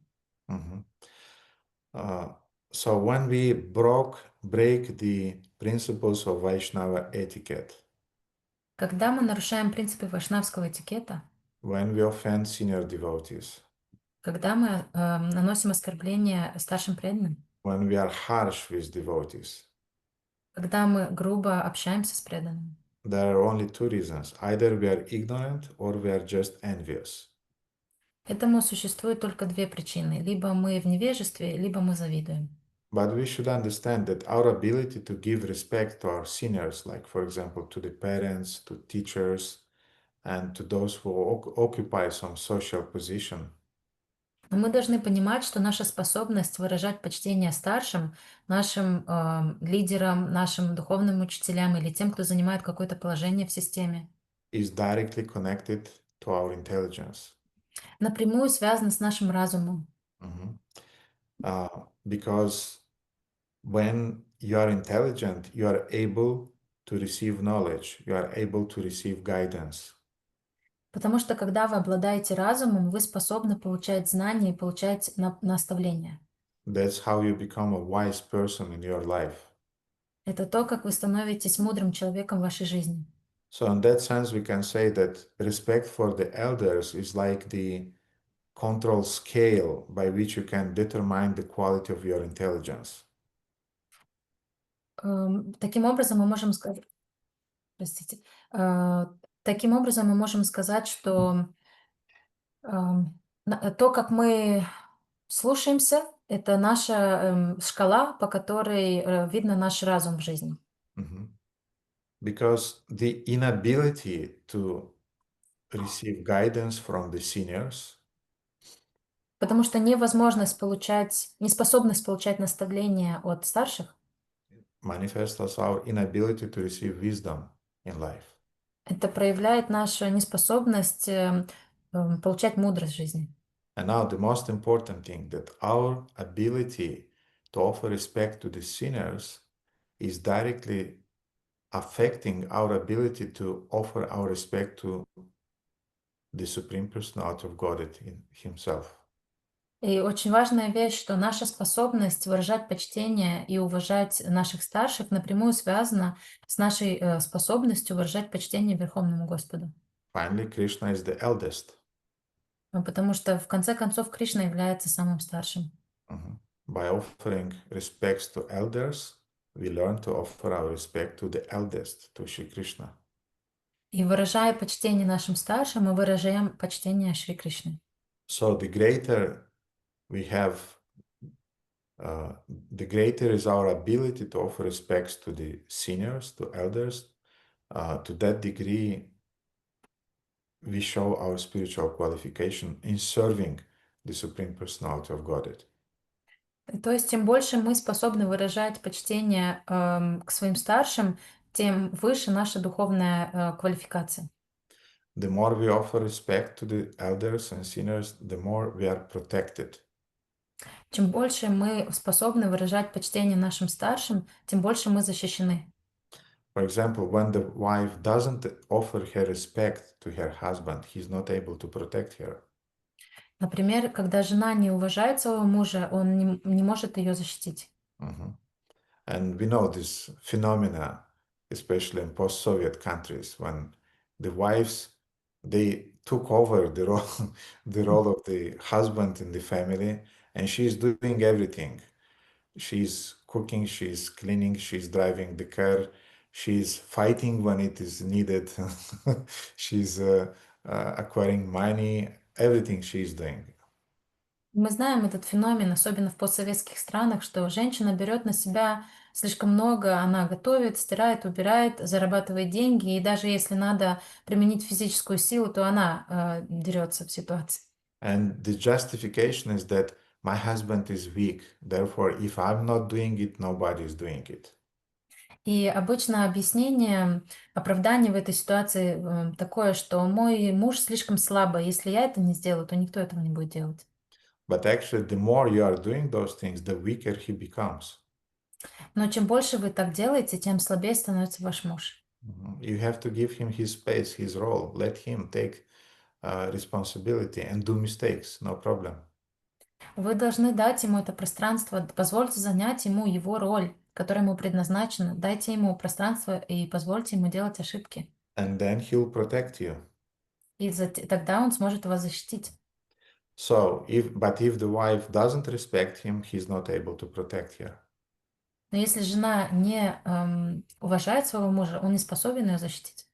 So in the same way, when the juniors are not respecting the seniors, they're not able to protect him. Таким же образом, когда младшие не уважают старших, старший не может защитить своего подопечного. Why this third offense to the holy name is so nasty? Почему третье оскорбление святого имени настолько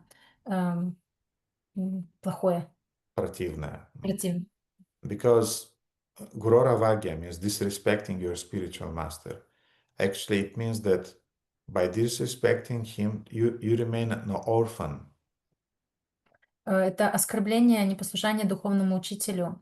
Потому что практически, когда мы как бы не слушаемся своего духовного учителя, мы становимся беспризорником. He can't protect us because we don't respect him. We don't take seriously his instructions. Он не может защитить нас, потому что мы не уважаем его, мы не принимаем всерьез его наставления.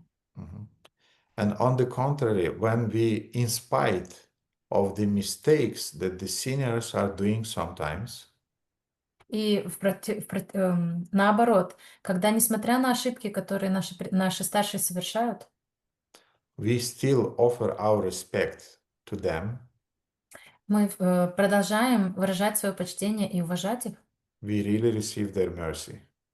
мы получаем от них милость. Because they're seeing that he saw my mistakes and yet he remained faithful and remained obedient.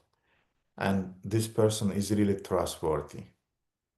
Потому что они видят, этот преданный, младший преданный, он видел мою ошибку, и тем не менее он остался верен, он остался послушен мне, он по-настоящему заслуживает милость, он по-настоящему заслуживает доверия. Then you definitely receive a lot of mercy from that devotee and his sympathy and protection. И таким образом вы получаете очень большую милость, симпатию и покровительство от этого преданного. Now, usually in the material world, we are quite, how to say, we are quite clear regarding who is our senior. Обычно в материальном мире очень довольно ясно, кто является нашим старшим. Parents, teachers, senior brothers. Учителя, родители, старшие братья. And in the system of Varnashrama, that are persons who have greater knowledge, greater wealth, greater position than you, greater caste.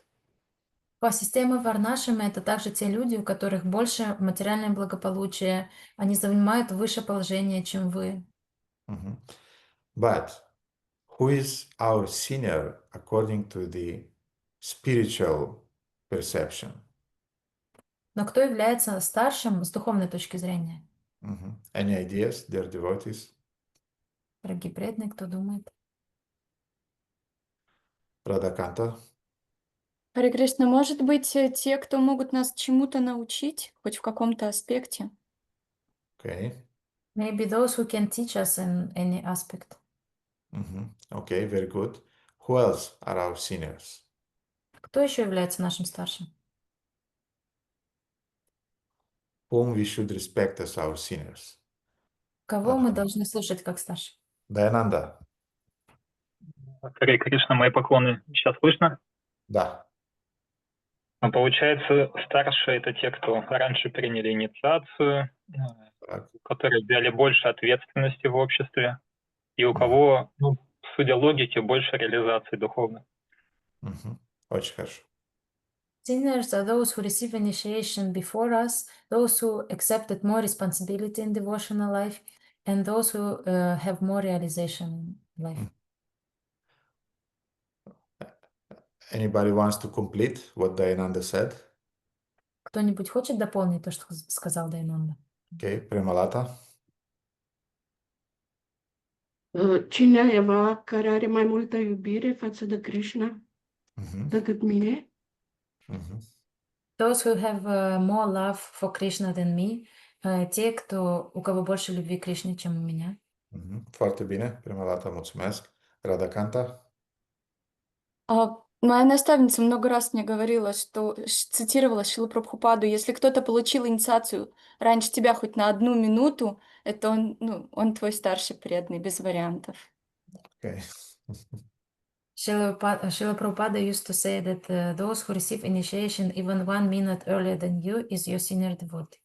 Yes, so the first external consideration is the person who received initiation before you. He is definitely senior.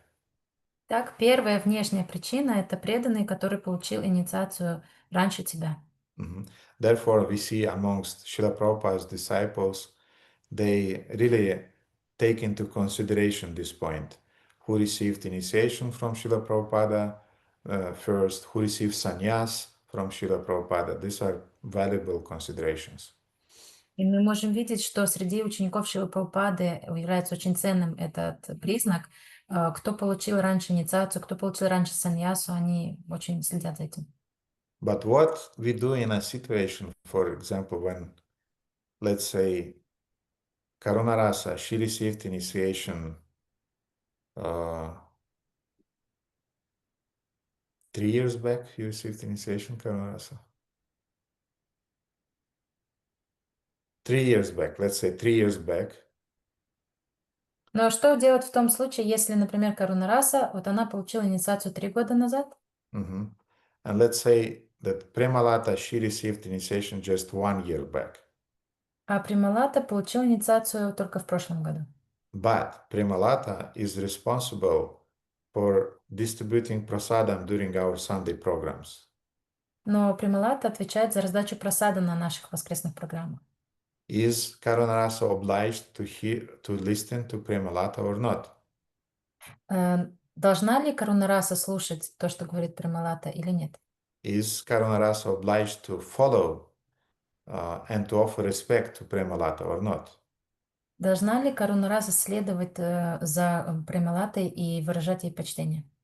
Any ideas, any opinions? To Что what вы degree? To what degree Karunarasa should follow? В какой степени Карунараса должна следовать? Anyone? Yes, I see Chandramala. Nobody else. Okay, Chandramala. In terms of distributing prasadam, Karnarasa is better to follow her orders or recommendations in this area, in this service. Во время служения, раздавая прасад, Карунараса должна слушаться Прималату. Exactly. So when Premalata is organizing the prasadam distribution, she is the boss. She is the final authority in that. And Karunarasa and everybody else, even I am following what Karunarasa is saying, what Premalata is saying.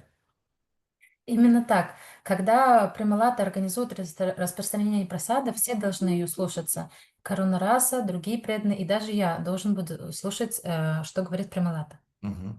But when it will come to some spiritual matters, then Premalata will go to Karunarasa to take some advice from her, because technically she is senior devotee who received initiation before her. Но когда будет дело касаться каких-то духовных вещей, технически говоря, Премалата должна будет подойти к Карунарасе и спросить у нее, потому что Карунараса получила инициацию раньше и является старшей. So the first consideration, who took initiation first, then the managerial position is the second consideration of offering respect in our Vaishnava communities. Итак, первый признак – это тот, кто получил инициацию раньше. Второй, с точки зрения менеджмента, какую позицию занимает преданный в нашей организации. And the third consideration is those who have more spiritual realizations than we have. Третий признак – это тот, у кого больше духовных реализаций, чем у нас. And what is the sign that he or she has more spiritual realizations? И каков признак того, что этого преданного больше духовных реализаций, чем у нас? Is that when I'm hearing him or her, I feel nourished. I feel that I acquire knowledge and I acquire enthusiasm, and I want to associate with him or with her more. Это когда я слушаю такого преданного, я чувствую подпитку, я чувствую вдохновение, и я хочу больше и больше служить и практиковать, вообще, общаясь с таким преданным. So we have a very nice quote about the seniority according to the position of a devotee from Srila Prabhupada. У нас есть замечательный стих Шрилы Прабхупады, от Шрилы Прабхупады, который говорит о различных позициях, кто является старшим с точки зрения позиции. So it's a quote from Srila Prabhupada's purport to Chaitanya Charitamrita Madhya 1990. Это цитата Шрилы Прабхупады из читания Чаритамриты Мадья Лила 19.19. When a person occupies an exalted executive post, one should consider that he has acquired the grace of the Lord. Если кто-либо занимает руководящий пост в структурах власти, следует понимать, что такой человек снискал милость Господа. Whenever we see something exalted, we must consider it part of the power of the Supreme Personality of Godhead. Когда мы видим нечто незаурядное, нужно считать это частичным проявлением достояния Верховной Личности Бога.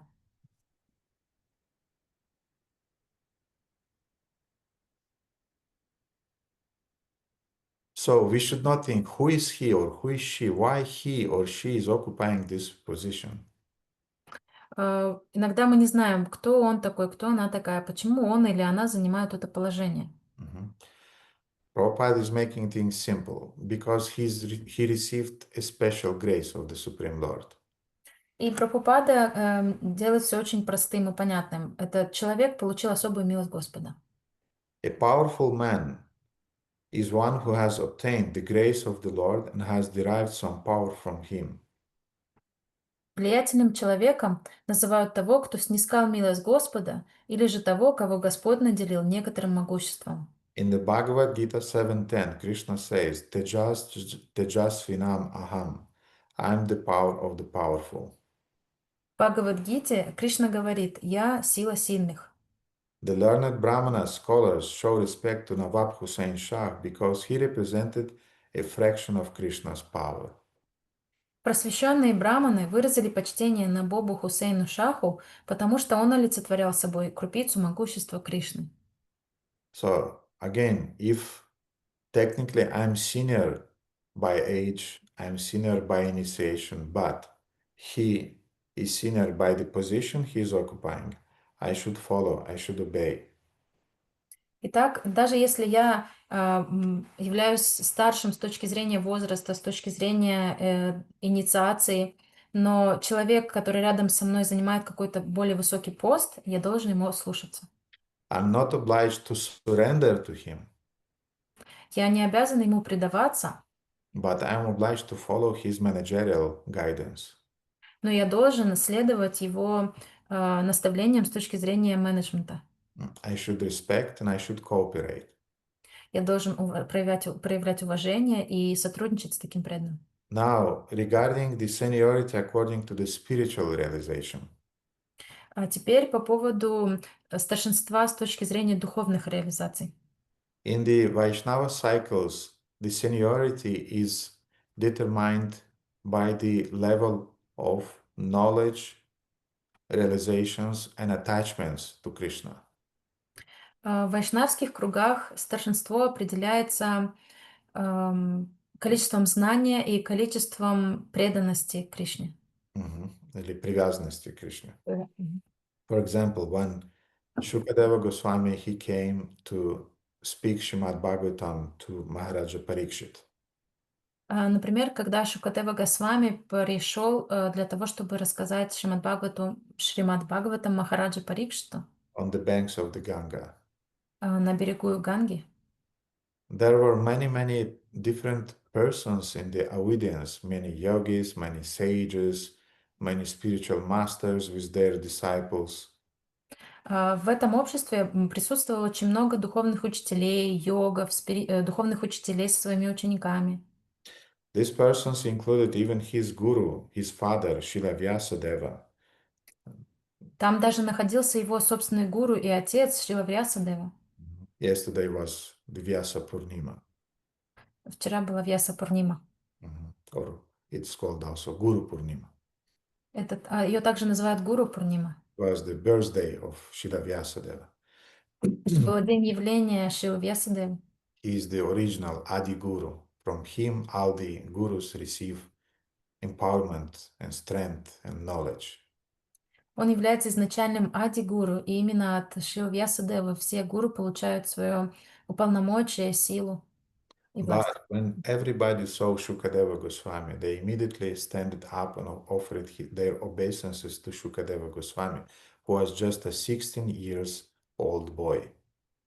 Но во время этой сцены на берегу Ганги все мудрецы и саньяси сразу же встали при виде Шукадевы Госвами, несмотря на то, что ему было всего 16 лет. And Shukadeva Goswami was realized, and it was confirmed that he is a self-realized soul. Шукадева Госвами был освобожденной душой, и это было подтверждено тем, что он был освобожден. Who read the first canto of Srimad Bhagavatam? Кто прочитал первую песню Шримад Бхагаватам? Who remembers what was the proof that Shukadeva Goswami was really a self-realized person? Кто помнит, в чем заключалось доказательство того, что Шукадева Госвами был освобожденной душой? Baladeva? I think once they both pass by a lake and some ladies were bathing, and the ladies covered themselves when Vyasadeva walked by, but they didn't do so when Shukadeva Goswami passed by, because they could see that he was totally indifferent to them being in female bodies and stuff like that. Я думаю, это связано с историей, когда Вьясадева бежал за Шукадевой, и они пробегали мимо озера, в котором купались обнаженные девушки. При виде Шукадевы Госвами они не стали покрывать свое тело, но как только увидели Вьясадеву, сразу же прикрылись. Потом они объяснили это тем, что Шукадева Госвами не видел никакой разницы между мужским и женским телом. Yes, and it's interesting how Srila Prabhupada is explaining that Shukadeva was, his body was completely developed. He was 16 years.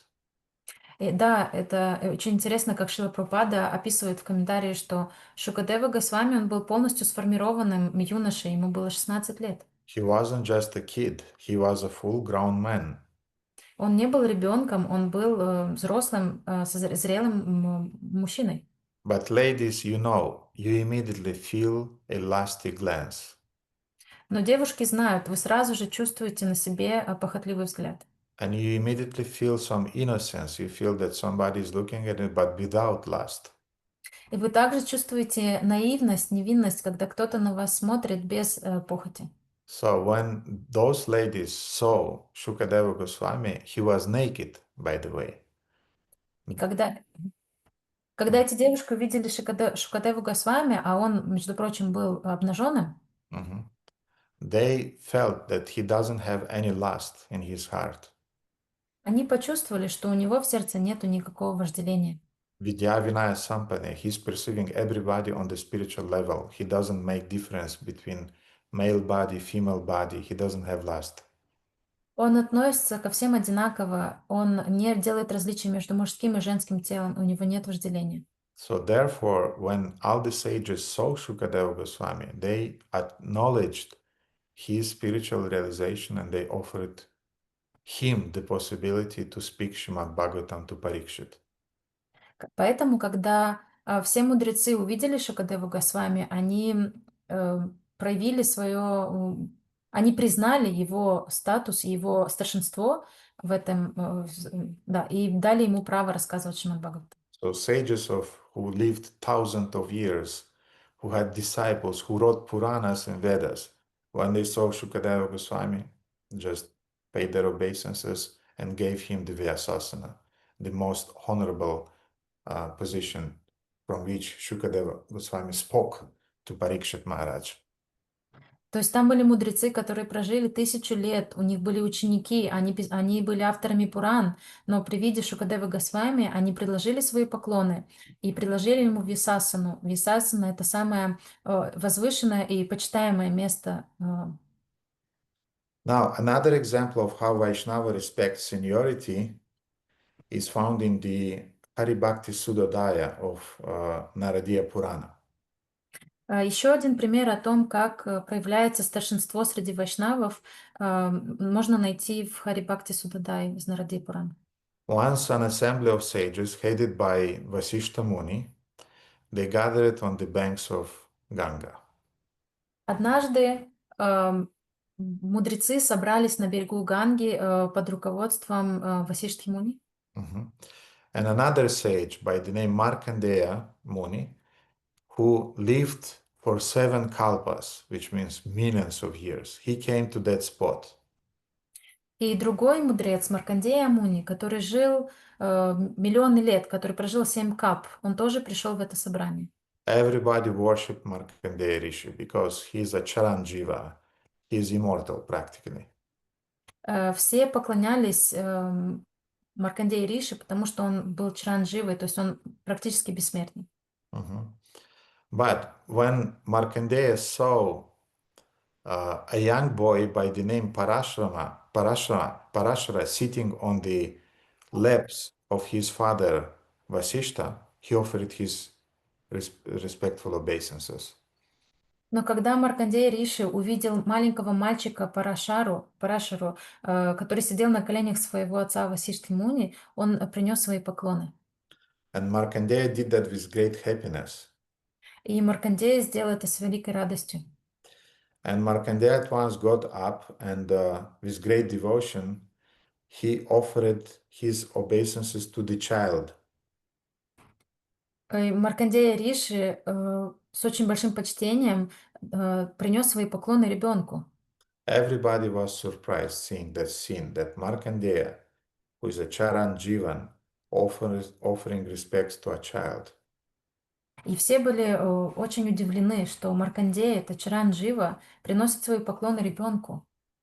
And then the young Parashara, that was the name of that child, he offered his respectful obeisances back to Markandeya.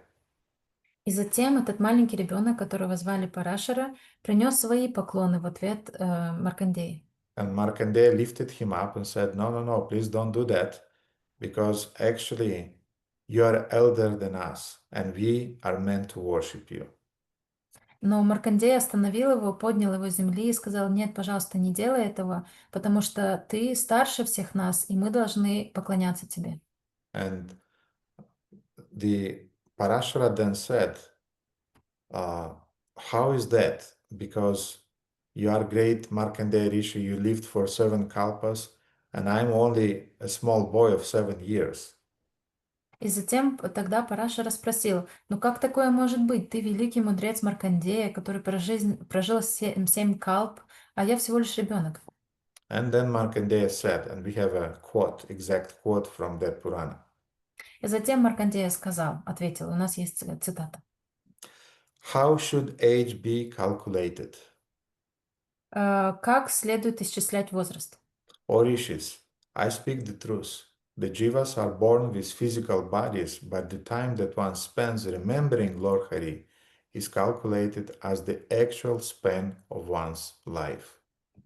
О Риши, я говорю истину. Живые существа рождаются с физическими телами, но подлинной продолжительностью жизни считается лишь то время, которое человек проводит в памятовании Господа Хари. As one can only know how much rice is there after the husks have blown away, similarly the wise do not count the period of life which is spent devoid of remembrance of Krishna.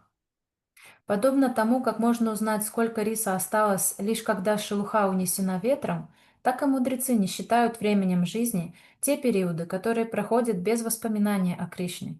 So you can live thousands of years, but if you are not remembering Krishna, then practically you don't become wiser and senior. То есть вы можете прожить тысячи лет, но если вы не углубляете свое знание о Кришне, вы не становитесь мудрее и старше.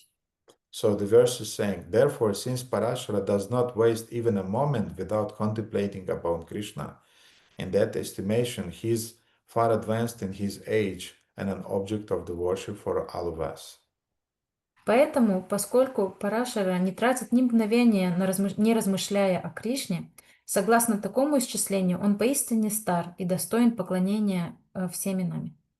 We are all so adverse in Hari Bhajan that if our ages were calculated by this measurement, I think that none of us would even be 5 years old.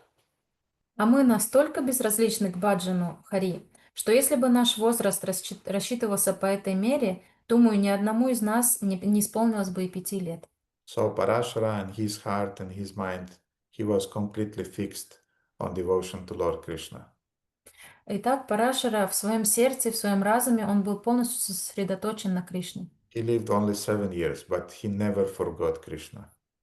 Он жил только 7 лет, но он ни разу не забыл о Кришне. Other sages lived for hundreds and thousands of years, but sometimes they forgot Krishna. А другие мудрецы, они жили сотни, тысячи лет, но они забывали о Кришне иногда. Therefore, from that point of view, Parashara was senior by realization.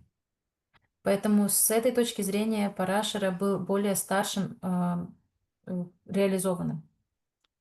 So, dear devotees, when somebody is really advanced, we have to be happy and we have to learn from them. Поэтому, дорогие преданные, когда кто-то по-настоящему возвышенный, мы должны быть очень счастливы и должны учиться у такого преданного. And then those seniors, they will guide us, they'll protect us. И затем эти старшие, они будут нас наставлять и защищать.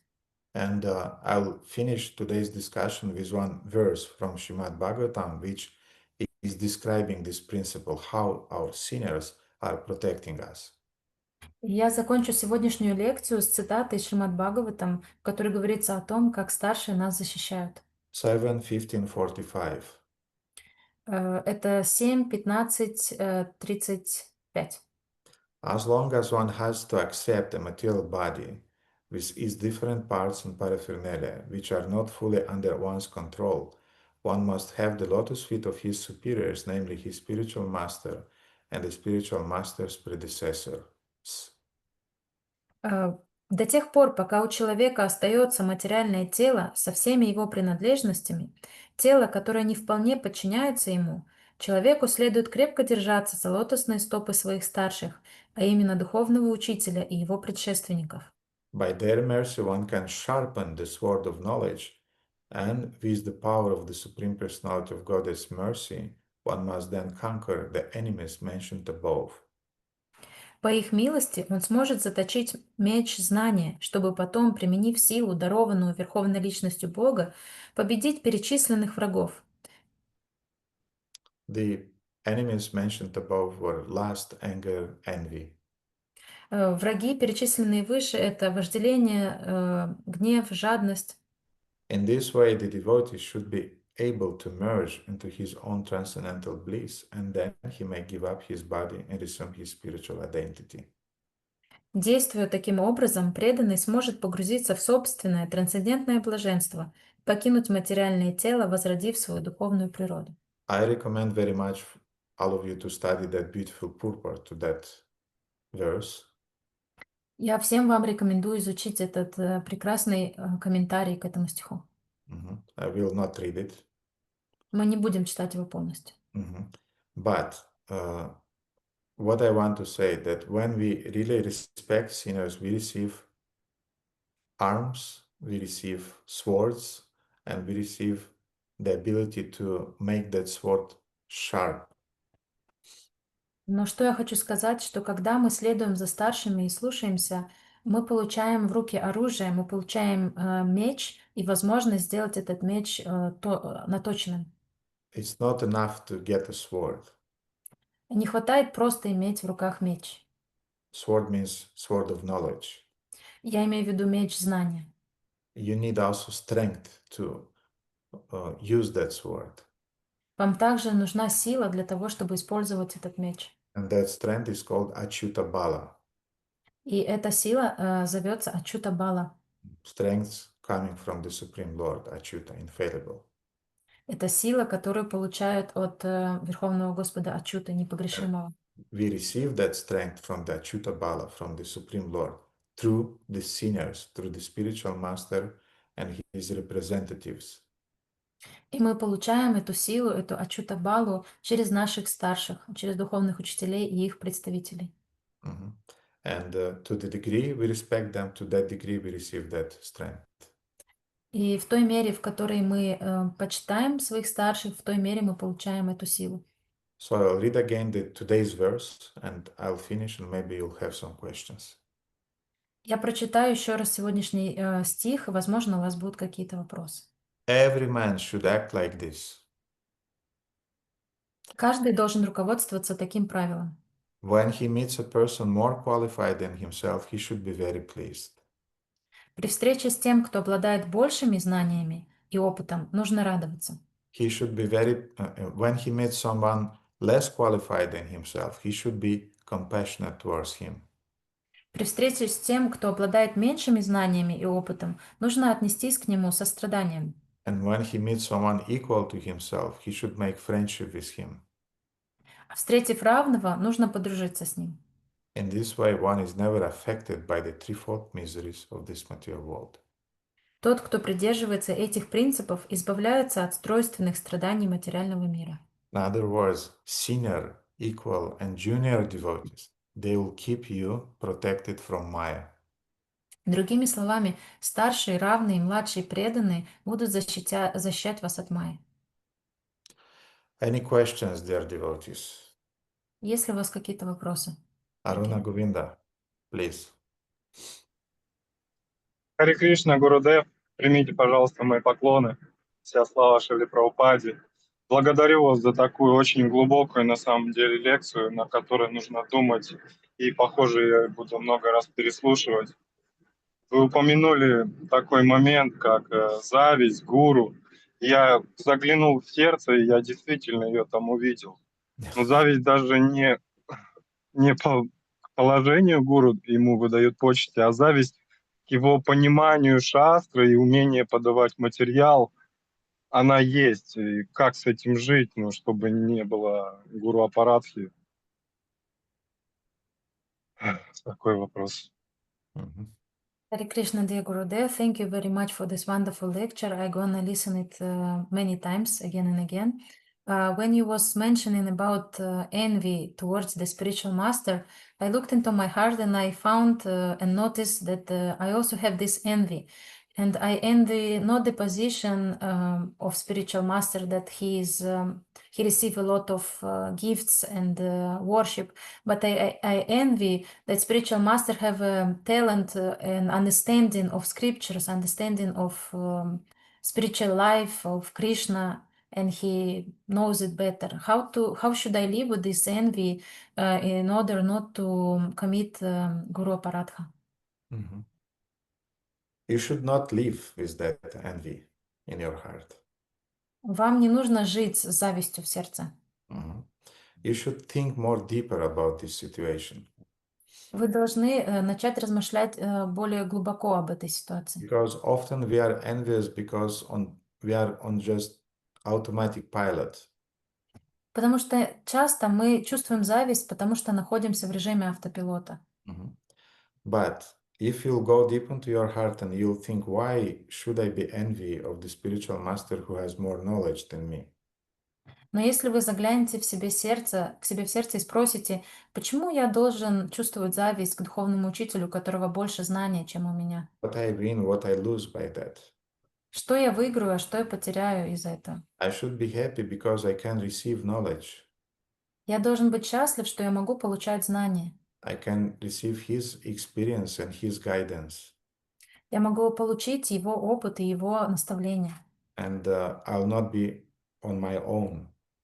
Я не буду сам по себе. Mhm. But if I'll remain envious and I'll try to compete with him, Но если я останусь завистливым и постараюсь соперничать с гуру, or if I'll disobey him, или я его ослушаюсь, перестану его then слушаться, again I remain orphan. то я просто останусь беспризорником. I'll not be protected. Я останусь без защиты. Therefore, Arunagunda, just think about it. Think from different points of view, and don't let this doubt or this envy in your heart, because it's like the cancer cells. It will just grow and grow and grow. Поэтому просто подумайте об этом глубоко, подумайте об этом с разных сторон.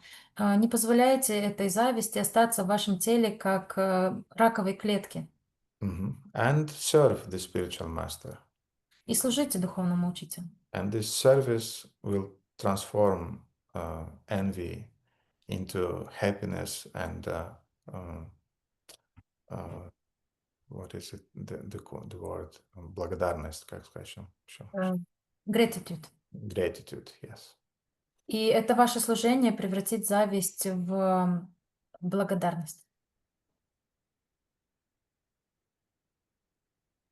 Благодарю за ответ. Okay. Radhanama. Харе Кришна, дорогой Гурудев, дорогие преданные, примите мои поклоны, пожалуйста. Все слава Шри Прабхупаде. Вот затронули эту историю про Шукадева Госвами, и вот момент, что за ним же шел Вьясадева, и девушки, они оделись, и вот можно тут подумать, что как будто вот он нечистый, вредный, что у него было вожделение. Вот как тут не совершить вот это оскорбление, и почему? Почему так у него разве было вожделение? Он уже написал Бхагаватам. Krishna, dear Gurudev, when he was mentioning story about Shukadeva Goswami, the girls, we know that girls cover themselves when Srila Vyasadeva passed by.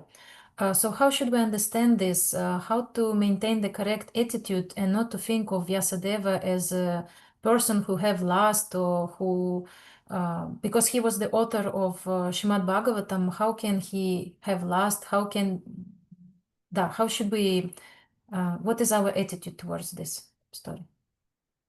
As far as I understood from Srila Prabhupada's purports to that part of the Bhagavatam, Насколько я понял из комментариев Шрилы Прабхупады к этой истории в Бхагаватам, the girls did not cover their body because Vyasadeva had some lust. женщины прикрыли свои тела не потому, что у Вьясадевы было вожделение. They saw Shukadeva doesn't have lust and Vyasa doesn't have lust. Они увидели, Шукадева Госвами, у него нет вожделения, и у Вьясы нет вожделения. But Vyasadeva, technically, he was a householder. Но технически говоря, Вьясадева был домохозяином. Therefore, from the social point of view, they wanted to respect him because he was an elderly sage who had a son. Поэтому с социальной точки зрения они хотели поддержать его позицию в социуме, так как он был грехастый, у него был взрослый сын. Therefore, they offered him respect in that way. То есть таким образом они выразили ему свое уважение. Respect to his not spiritual position, but to his social position. Уважение не к его духовному положению, а уважение к его социальному положению. And dharma is a very tricky thing. И дарма, она очень запутанная штука. It's not black and white. Она не черно-белая. And Bhagavatam and Mahabharata is teaching us how to use our brain in order to understand that different situations who almost looks the same, you'll have to behave differently. И в Махабхарате часто описывается, что ситуации, которые выглядят одинаково часто, но в разных ситуациях вы должны вести себя по-разному. And therefore, this was exactly the case, that Shukadeva, he was a self-realized soul, Vyasadeva was a self-realized soul. Это было таким случаем, что Шукадева Госвами был освобожденной душой, и Вьясадева был освобожденной душой. But seeing Shukadeva, they did not cover their body. Но увидев Шукадеву Госвами, они не покрывали свое тело. When they saw Vyasa, they covered their body because from the social point of view, Vyasadeva was a father, he was an elderly sage, he was a grihastha. А увидев Вьясадеву, они прикрылись, потому что с социальной точки зрения Вьясадева был мудрецом, был старейшиной, у него был сын. And Shukadeva was more like an avaduta, he was beyond Varna and Ashrama. А Шукадева Госвами был авадутой, он был за пределами Варны и Ашрамов.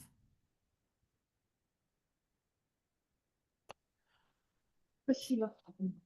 Спасибо за вопрос, Радhanama. Окей, Андрей?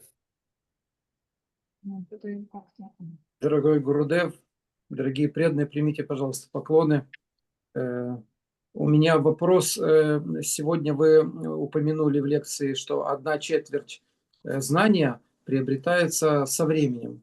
Вот хотелось бы немножко подробнее вот это. То есть складывается впечатление, что можно ничего не делать, и со временем 1/4 мы получим в любом случае. Мы так всегда думаем. Это так? Или все-таки имеется в виду, что надо усилия прилагать, и просто как бы понимание более глубокое придет вот еще и со временем, помимо первых 3/4? Спасибо. Hare Krishna, dear Gurudev, dear devotees, please accept my humble obeisances. You mentioned then that 1/4 of knowledge we receive just when the time passes by. And we can have this misconception that just by doing nothing and waiting, we will get some part of the knowledge. What is the correct understanding of this? My understanding that in time, in that context, means that you practice in time, and by practicing in time, you obtain experience. Мое понимание этой цитаты таково, что со временем, по прошествии времени вы практикуетесь, и с практикой к вам приходит знание. But there is a biological also thing. Но есть также биологическая вещь. We as humans, we really become more wise by the time passing. I mean, when our brain is developing, our perception of life become more balanced as a result. And this is also, in a sense, Я была в самом конце. Радhanama, надо выключить микрофон. So, as a result, what I was saying, yes, your brain is developing, your kind of like maturity is coming out, and as a result, you perceive things in a more balanced and wise way. Биологическая вещь заключается в том, что мы, как живые существа, со временем становимся более зрелыми, развивается наш мозг, развивается какая-то наша насмотренность, жизненный опыт, и мы становимся более мудрые со временем. For example, there are some things in the Bhagavatam and Bhagavad Gita that I read some years back. Например, есть некоторые вещи в Шримад Бхагаватам и в Бхагавад-гите, которые я читал несколько лет назад. I can't say that I practiced them during those last years, И я не могу сказать, что я попрактиковал эти вещи за прошедшие годы, but somehow after 10 years, when you read the same thing, you understand it much better than you understood it 10 years back. но каким-то образом спустя 10 лет, когда вы читаете тот же самый момент, вы понимаете его намного лучше, чем 10 лет назад. Maybe because it's because of purification, Может быть, это связано с очищением. and I believe that it's this also is taking place. И я уверен, что это тоже имеет место. But also your brain is developing. For example, I feel that my physical body doesn't have the same energy, but my brain is working much better now than, for example, when I was 20 years and I was made the temple president at that time. Я чувствую, что, но все равно ум, мозг развивается. Например, мое тело, я чувствую, что у меня уже нет столько энергии, сколько было раньше, но мой мозг сейчас намного более развит, чем 20 лет назад, когда меня, например, сделали президентом храма первый раз. Therefore, yeah, mainly by practice. Поэтому, да, в основном из-за практики. But in time also means that your brain develops and your intelligence got more purified, and therefore you understand it better. Но также со временем означает, что ваш разум и мозг развивается, и ваш разум очищается, и вы понимаете эти вещи лучше.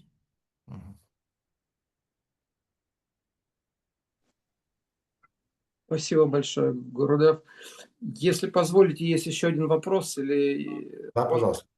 Не по сегодняшней теме, по Шримад Бхагаватам. Я уже просто несколько недель медитирую на него, у старших преданных ятри спрашиваю, пахтаем, но как-то все равно хотелось бы ваше понимание, вот это акцент, так сказать, выставить. Вот я не знаю, как мне правильно его сформулировать. Это по 10 песне, 5 главе, 4 тексту. Мне зачитать, да, или... Да, можете зачитать. Значит, 10 песня, 5 глава, 4 текст. Здесь перечисляют, ну, ладно, я читаю.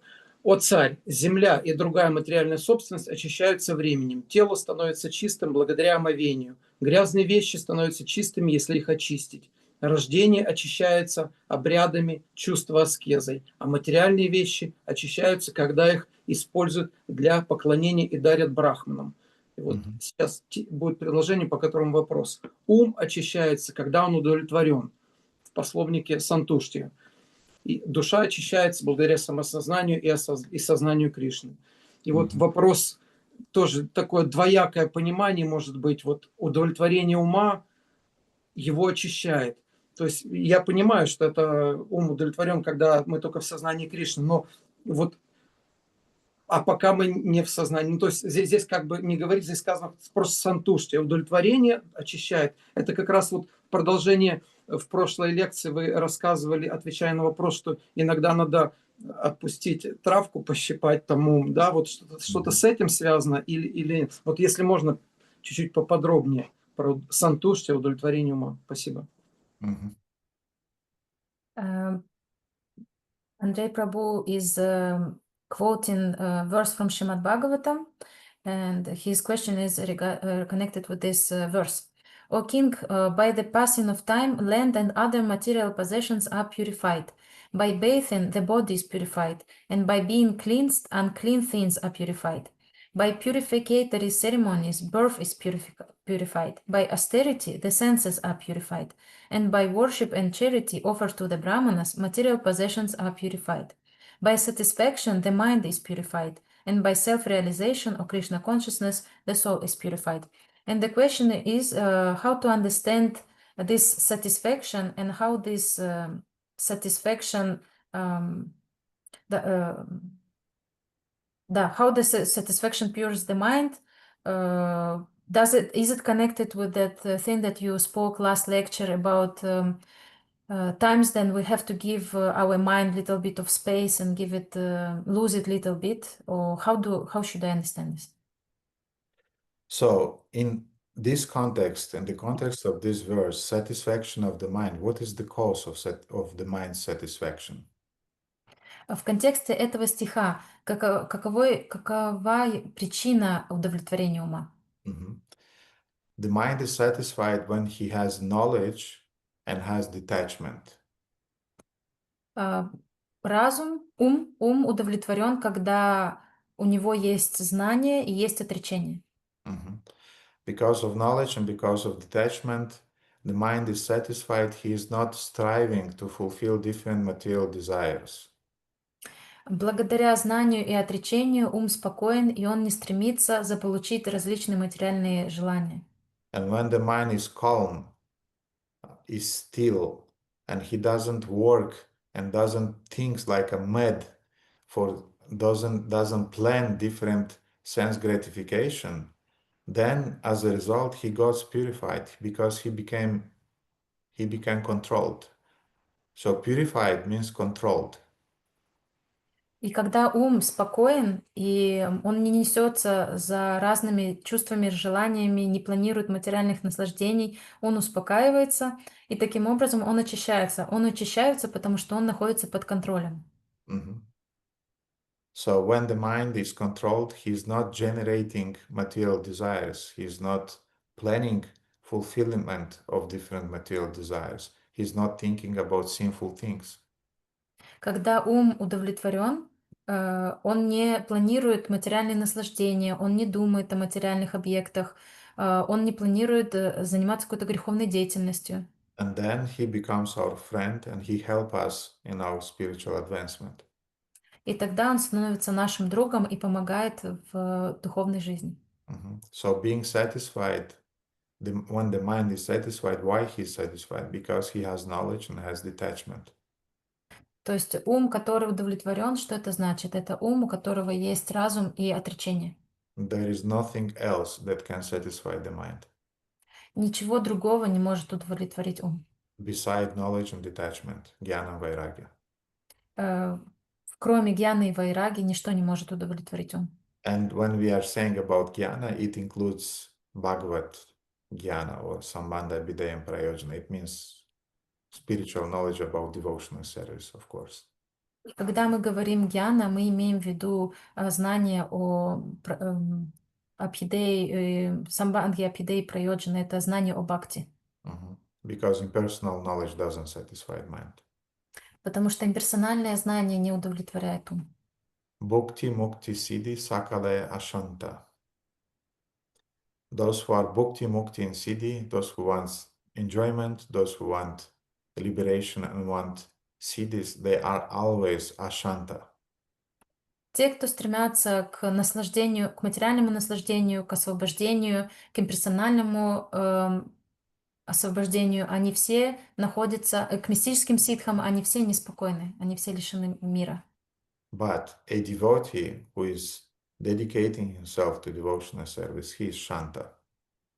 Но преданный, тот, кто посвящает себя преданному служению, он всегда спокоен. He is satisfied. Он удовлетворен. He is santushta, satatam yogi. He is always santushta, always he remains unbothered by the things around him because he is satatam yogi. He is always connected internally.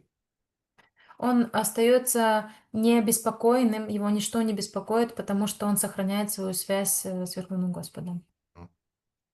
So the satisfied mind means the mind who is not bothered by the vrittis, by the different what is the word in English? Perturbances, disturbances, whatever. Yeah. То есть спокойный ум — это ум, который не беспокоит беспрерывный какие-то поток желаний, какие-то, да, что-то возникающее. Therefore he is purifying. Because he is not contemplating sinful ideas, sense gratification. И из-за этого он очищен, потому что он не находится в состоянии наблюдения, созерцания каких-то или желания греховных вещей или материальных вещей. And a purified mind means a calm mind which allows you to meditate on the Supreme Lord. Очищенный ум — это спокойный ум, который позволяет вам медитировать на Верховную Личность Бога. Дорогой Гурудев, спасибо вам большое. Матушка Махлада, простите за сложности, что я представил вам. Хари Кришна, дорогие преданные. Okay, Megambari Mataji, please. Hare Krishna, dear Gurudev, dear devotees, please accept my humble obeisance and all glories to Srila Prabhupada. Param Gurudev to you and dear Guru Mata. Chandramala Mataji, would you like to translate my question, please?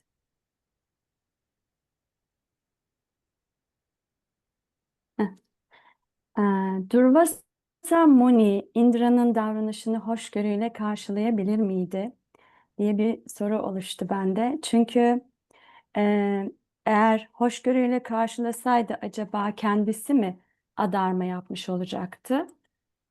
Biz adananlar her zaman hoşgörülü olmalıyız. Fakat o seviyeye gelene kadar da bazı kabahatler yapıyoruz. Acaba hangi hataları, kabahatleri hoş görmeliyiz? Hangileri için tepki vermeliyiz? Bu konuda biraz aydınlanmak istiyorum. Hare Krishna. Is it possible that Durvasa Muni could tolerate the reactions of Indra? If he tolerate, it means that it is adharma for himself. And the level when we reach that when we become always tolerant, maybe it's not just now, but how we can understand what type of situation we should tolerate, what type of situation we need to react. Mm-hmm. Interesting question, yeah. Если я правильно поняла, Матаджи спрашивает, возможен ли был такой сценарий, что Дурваса Муни, например, бы стерпел оскорбление Индры, потому что он мудрец, и как правильно понять, где мы должны терпеть адарму, где мы не должны терпеть, что мы должны терпеть, что нет. Mm-hmm. Now look, for example, enthusiasm without intelligence equals fanaticism. Энтузиазм без знания — это фанатизм. Mm-hmm. Or for example, love without giving the free will to the object of our love becomes possessiveness. Любовь без того, чтобы дать свободу воли тому, кого мы любим, это желание, это собственнический инстинкт. In the same way, tolerance without intelligence may become adharma. Таким же образом, терпение без знания может стать адармой. Без разума. Без разума. Mm-hmm. Therefore, we should always remember that all those wonderful qualities that are described in Bhagavatam, in Chaitanya Charitamrita, qualities of a character of a Vaishnava, Поэтому мы должны помнить, что все те замечательные качества, описанные в Шримад Бхагаватам, качества вайшнавов, it means humility plus intelligence, они означают смирение плюс разум. it means tolerance plus intelligence, Это значит терпение плюс разум, forgiveness plus intelligence. Умение прощать плюс разум. Otherwise, if you take away that intelligence, then the same humility, the same tolerance and forgiveness can become a dharma. Другим образом, если мы уберем от терпения, смирения разум и других качеств разум, то это все может стать адармой. For example, we always say we are prizing humility. Например, мы очень часто прославляем смирение. But Bhaktisiddhanta Saraswati used to write in that regard. Бхагдисиданта Сарасвати писал об этом так. That if you are manifesting humility in the relationship with a crazy person, Если вы проявляете смирение в общении с сумасшедшим человеком, then you damage your life. вы калечите свою жизнь. Therefore, humility should be accompanied by intelligence. Поэтому смирение должно идти за руку с разумом. You should be humble in the relationship with Vaishnavas, with the spiritual master, with Krishna. Мы должны быть смиренными в отношениях с вайшнавами, с Кришной, с духовным учителем. But you should not be humble with thieves, with some dacoits, with some gangsters. Но вы не должны вести себя смиренно в общении с разбойниками, с бандитами и так далее. So you understand, Mataji Mekambari? Yes, Gurudev, thank you.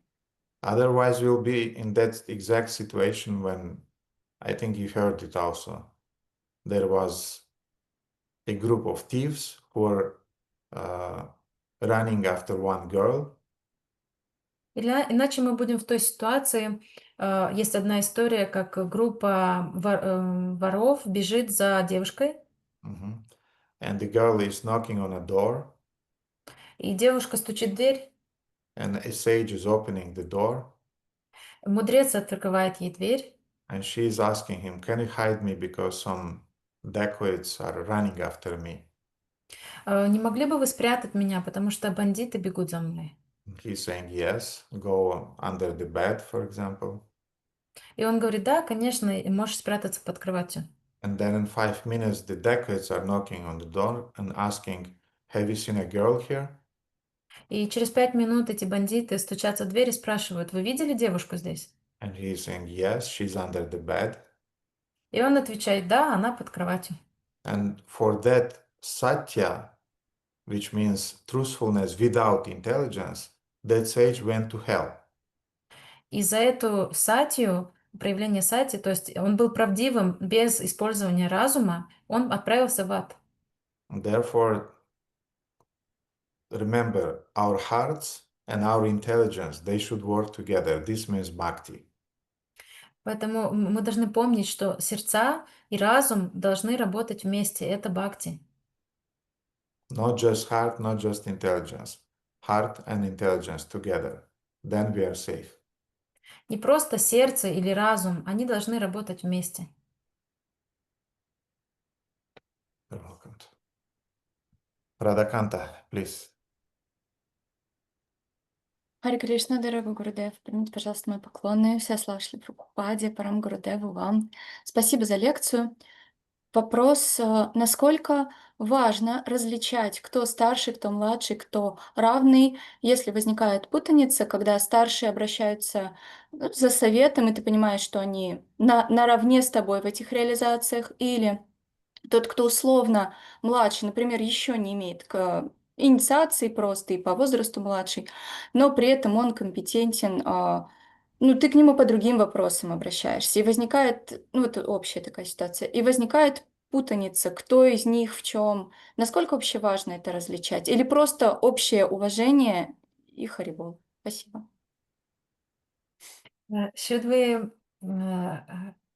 we differentiate between seniors equal and juniors in terms when these roles are mixed? For example, some senior devotee who is senior both in age and realization can ask some advice, can come for help to us, or some junior devotee who is younger than us and less experienced, but at the same time he has some certain material qualification and we might need his advice. So should we be strict about this differentiation? Should we think about it before approaching, or we just have to maintain the same respect towards everybody all the time?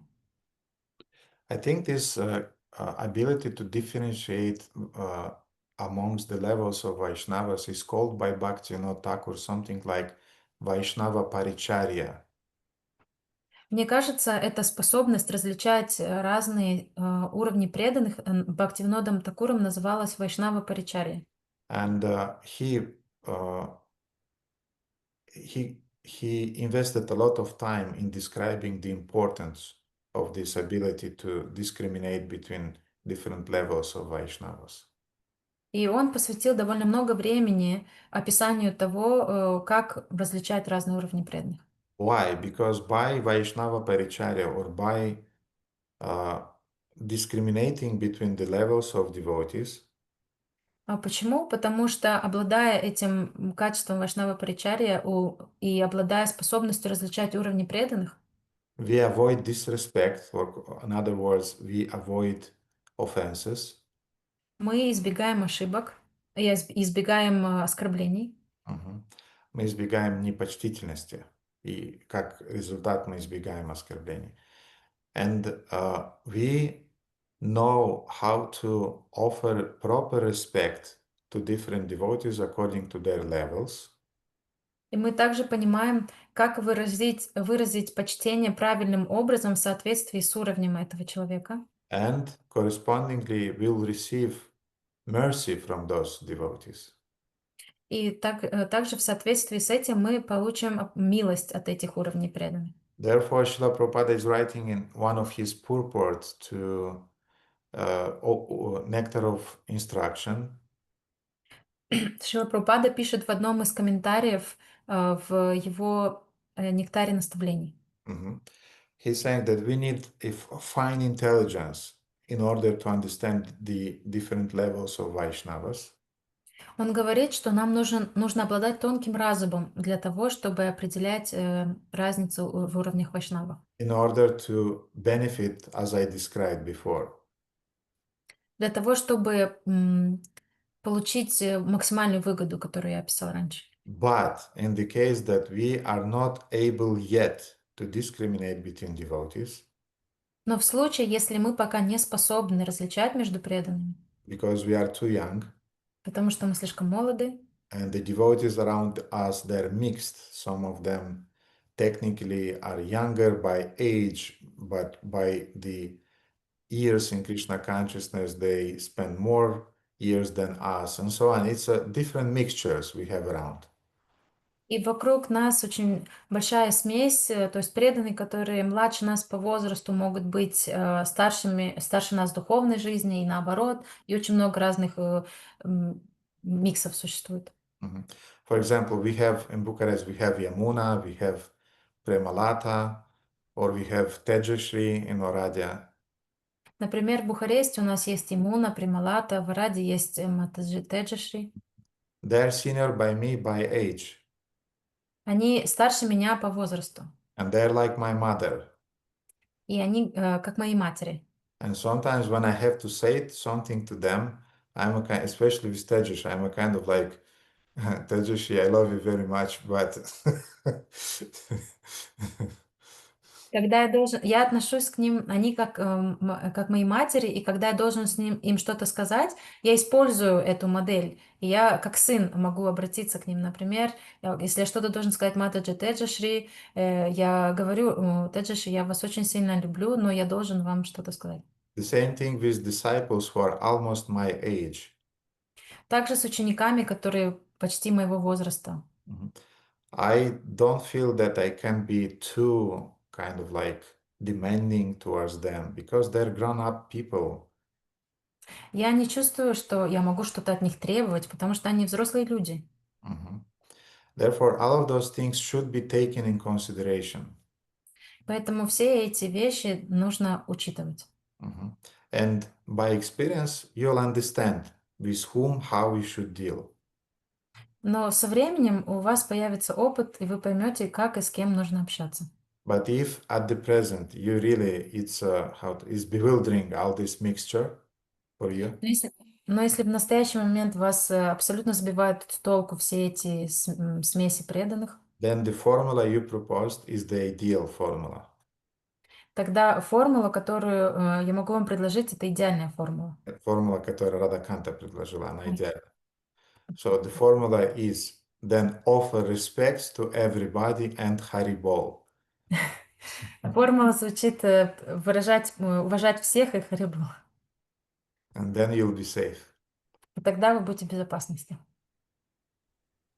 Спасибо большое, Гурудев. Можно уточнить кое-что? Как мне конкретно поступать в ситуациях, когда вот конкретно преданный, 30 лет с преданными, еще не инициирован, спрашивает меня о там, для чего нужен наставник, как ему быть, вот и так далее. И с одной стороны, я его отправляю, ну, идите к своему наставнику. Он говорит, я не могу воспользоваться его наставлениями, потому что я не могу их реализовать.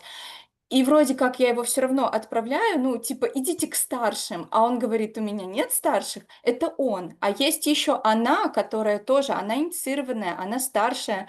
Но, а вот как тут поступить? И я такая, ну, а кто я такая, чтобы тебе что-то говорить? И с одной стороны, я чувствую, что это льстит моему эго, типа меня спрашивают, но с другой стороны, я понимаю, что, ну, а я как бы некомпетентна.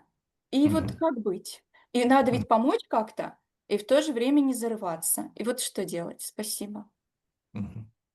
I want to ask about practical side. I have few situations in life when devotees approach me. For example, one of them doesn't have initiation but spent already 30 years with devotees. He has his spiritual counselor, but he doesn't want to ask him and come to me and ask me questions about his spiritual life. And there is another lady who is initiated, but still she come to me and ask advice from me, and I feel good. My ego feels good at this moment because somebody is asking for my opinion and my advice, but at the same time, I don't feel qualified that I can answer their questions. And how should I act in this way? When a sinner is asking your advice, Когда старший спрашивает вашего совета, and he's deliberately expressing his will to hear your opinion about this subject or that subject, и он развернуто объясняет свою позицию, свое желание, почему он хочет услышать ваше мнение по тому или иному вопросу, then in the mood of serving him, you are replying. тогда в настроении служения ему вы отвечаете. Like, for example, Abhiram Prabhu he was the last nurse of Srila Prabhupada. Например, Абхирам Прабhu был последней сиделкой Шрила Прабхупады. And sometimes Srila Prabhupada was asking his advice. И иногда Шрила Прабхупада спрашивал его советов. And then one time Abhiram Prabhu said, but Srila Prabhupada, I may be very limited in my opinion and my understanding. И однажды Абхирам Прабху сказал: Шрила Прабхупада, но я могу быть очень ограниченным в своем понимании вопроса. But Prabhupada insisted, then why am I asking? I'm asking because I trust you.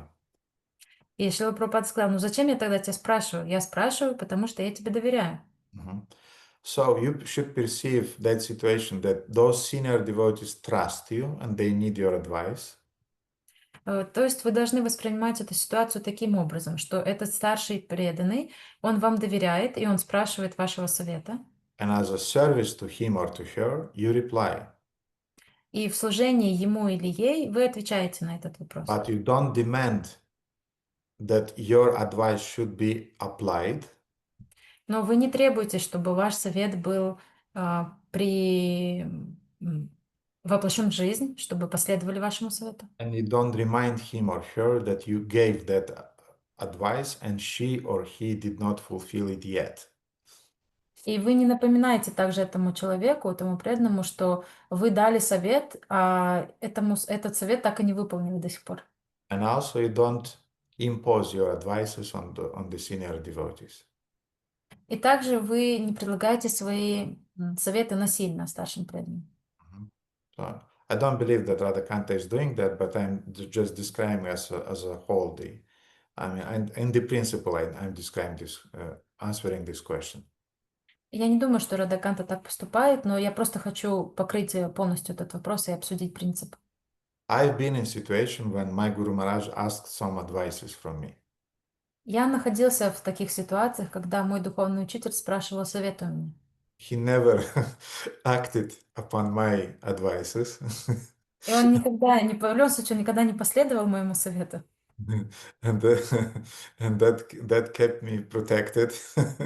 И это держало меня под защитой. But I answered exactly like that. The Guru Maharaj, since you are asking me, I'm saying my opinion. Но я отвечала именно таким образом. Гуру Махарадж, вы спрашиваете меня, поэтому я выражу свое мнение. And I felt he's trusting me, and as a service to him, I'm doing that, but not because I want to feel some satisfaction, some whatever. То есть я чувствовал его доверие ко мне, и поэтому как служение ему я отвечал на его вопрос, но я не чувствовал,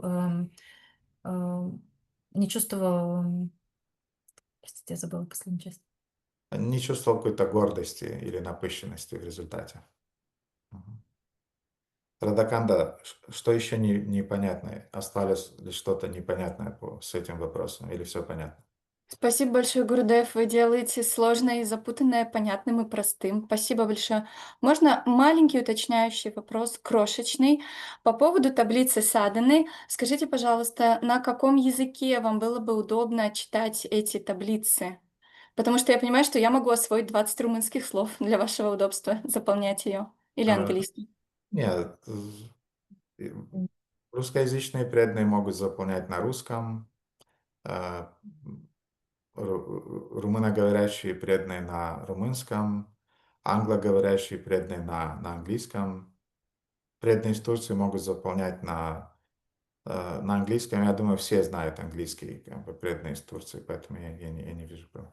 Shamhlada, can you translate that, please? Krishnakanta was asking about sadhana chart. She's asking what language Gurudev prefer to receive it, and she said that for the pleasure of Gurudev, she's ready to learn 8-10 Romanian words.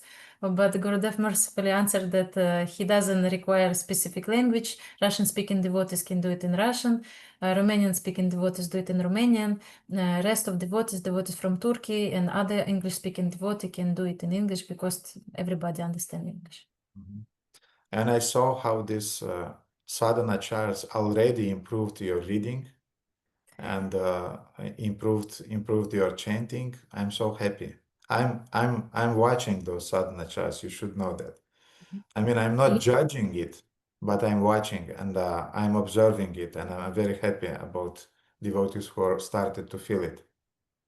И я уже заметила за этот короткий срок, как улучшилось ваше чтение, как улучшилась ваша садхана. И я хочу, чтобы вы знали, что я смотрю на эти графики. То есть я вас не критикую, я не сужу вас, но я наблюдаю за вами, и чтобы вы знали, что я за этим слежу. Спасибо большое, Гурудев. Да, эффект от этого листа потрясающий. Спасибо вам огромное. Харе Кришна. Окей, Марин. Раз. Хари Кришна, Гурудев, мои поклоны. Слава Шри Прабхупаде. Слава преданным. Такое, знаете, сейчас хочу простой вопрос задать, но такая легкая дрожь, как будто экзамен сдаю, знаете. Не просто. Хотел кое-что уточнить для себя. Может быть, скорее всего, я пропустил, когда вы говорили о том, что когда преданный, например, ему не нравится там просад, или он там начинает критиковать храм, там, или что-то, или он видит какой-то негатив в другом преданном, это значит, он в нем проявляется зависть по отношению к этому человеку, да? Так выходит. А если, например, ты уже как бы вообще видишь что-то не то вообще вот в этом, это зависть или что-то другое? И еще как бы второй вопрос к этой... С первым, разберемся с первым, Марин. Marin Prabhu is asking about envy towards when we want to criticize temple programs, temple management, temple prasad, or whatever we are trying to criticize. As was mentioned in the lecture, this is manifestation of envy. But Marin Prabhu is asking, what if I really see something very strange or wrong going on? Is it still envy? There were many details that I avoided to speak about when we spoke about that topic. And I avoided because I didn't want to torture Shamhlada with different details, detailed descriptions. Когда мы обсуждали эту тему, в ней было очень много деталей, которые я опустил, чтобы не мучить Шамхладу с переводом. But when I said that when we see some faults in the temple, in Kirtan and Prasadam, in the lectures, I wanted to say that, but I thought that I'll skip it because it will be too long and too detailed. То есть, когда я говорила, что мы видим недостатки в просаде, в киртане, в храме, я хотела это уточнить, обсудить это, но я не хотела затягивать. So the details is the following. Деталь заключается в следующем. That 90% of the situation when we see faults in prasadam, kirtan, lecture, devotees, temple, and so on, it is because of the envy. Что в 90% случаев, когда мы видим недостатки в киртане, в просаде, в преданных, в храме, это результат нашей зависти. But there are 10% when it's really the prasadam is bad. I mean, it's not healthy. Но есть 10%, когда, например, просад действительно нехороший, он не здоровый. Or the lecture is just, I don't know, offenses towards Mataji's there. Или лекция, например, в которой просто оскорбление матадж. Mhm. Or no reference to Srila Prabhupada, only some movies.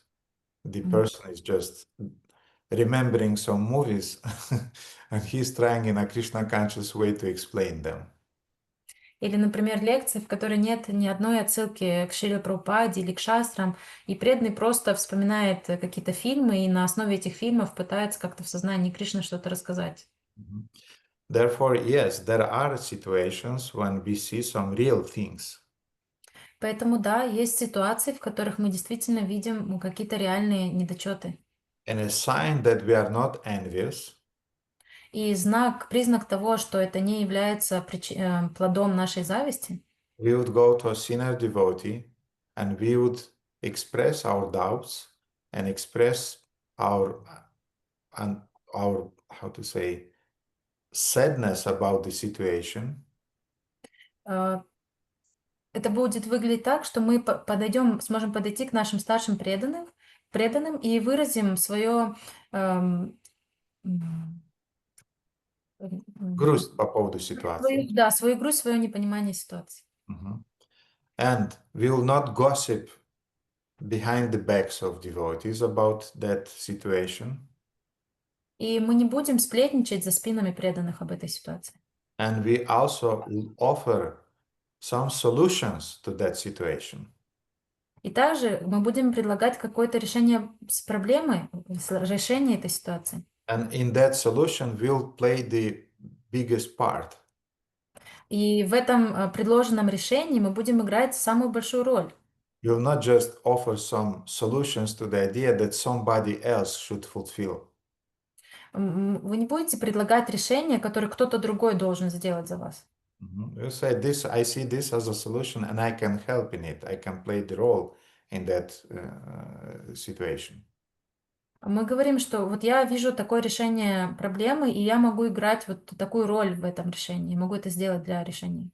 And when you leave that to the senior devotees without demanding them to apply your understanding and your solutions and this and that, и когда вы оставляете, передаете вот это понимание, рассказываете то, что вы думаете, чувствуете старшим преданным, и не требуете от них, чтобы они сиюминутно выполнили ваши желания, then it means that you did your duty and you did not approach the situation via envy. You approached it via humility and you did the right thing because you applied your intelligence. тогда это означает, что вы выполнили свой долг, и вы не отнеслись к ситуации с позиции зависти. Вы отнеслись и подействовали в этой ситуации с позиции смирения. Вы увидели что-то, что захотели исправить. И вы применили свой разум, как эту ситуацию исправить. Хари Кришна, в принципе, вы уже ответили на второй вопрос. Я не должен равнодушно смотреть, когда я вижу что-то не то. То есть я должен подходить к старшим и говорить. То есть здесь еще такая формулировка новая для меня. Вот вы сегодня сказали, терпение, смирение без разума – это дхарма, да? То есть мы не должны терпеть какие-то беззакония, которые вот… Хари Кришна, мусмес фрумас. Сейчас будет одна деталь. Сейчас Шамахлада переведет, и я скажу еще одну деталь. So you answered my second question. If I understood correctly, I should not tolerate adharma. I should not remain silent. And for me was also very remarking how you mentioned today that tolerance and humility without intelligence is adharma. So this is a very important point for me today. Mm-hmm. But don't forget that when you approach the senior devotees, you should start your conversation with the following phrase.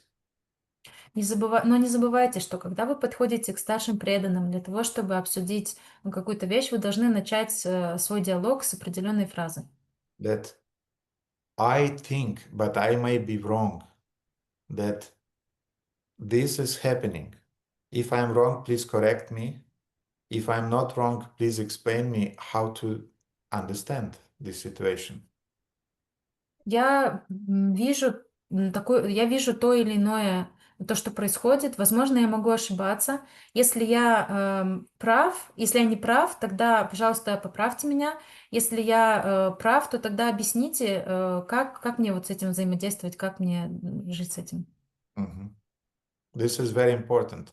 You don't come to sinners and say, now, dear sinners, listen, I'll tell you the truth. I will enlighten you now. Это очень важно. То есть мы не должны приходить к преданным, и мы не должны говорить, а теперь, преданные, послушайте меня, я вам расскажу истину, я вас сейчас буду просвещать. Because often the situations that we see as wrong, they are not wrong, and senior devotees are explaining us why they are not wrong. Потому что очень часто так бывает, что ситуации, которые нам кажутся неправильными, ошибочными, с нашей точки зрения они неправильные, но старшие преданные видят это по-другому, и они нам могут объяснить, почему именно нам кажется, почему мы не правы. And sometimes the situations are really wrong, and they're explaining, yes, it was a wrong situation. You should perceive it in that way, and let me deal with that, or let us deal with that. А иногда они могут нам сказать, да, это действительно была неправильная ситуация, это была ошибка, ты все правильно видишь, но ты должен так и так относиться, ты должен определенным образом относиться к этому, и позволь мне разобраться, позволь нам разобраться с этим.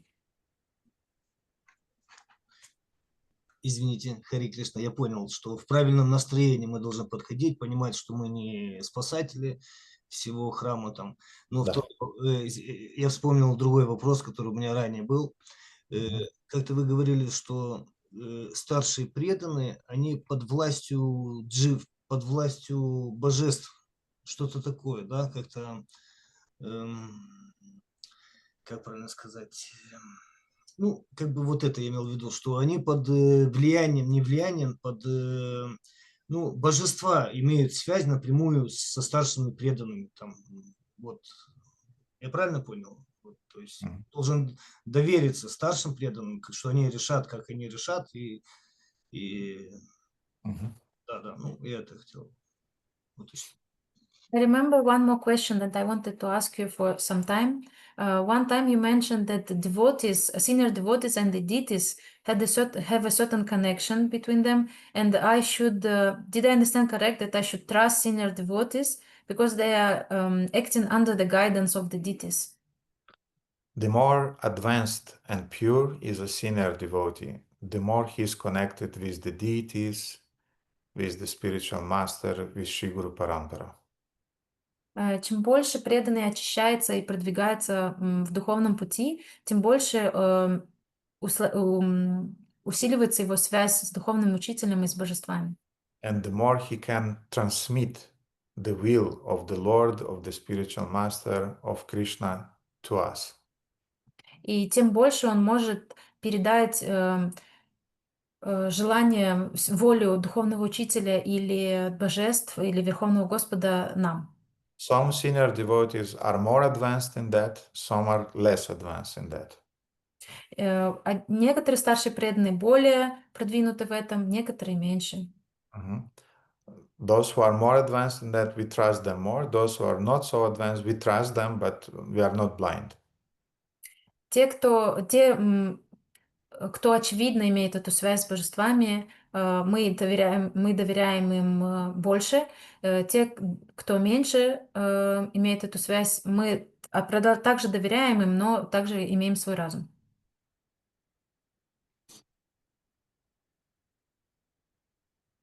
Харе Кришна, спасибо. Пожалуйста. Сергей? Харе Кришна, дорогой Гурудев, дорогие преданные, примите поклоны, пожалуйста, мои. Вы упоминали в лекции про вайшнавский этикет. И вот я правильно понимаю, что философия — это что нам делать, а вайшнавский этикет — это как нам действовать именно.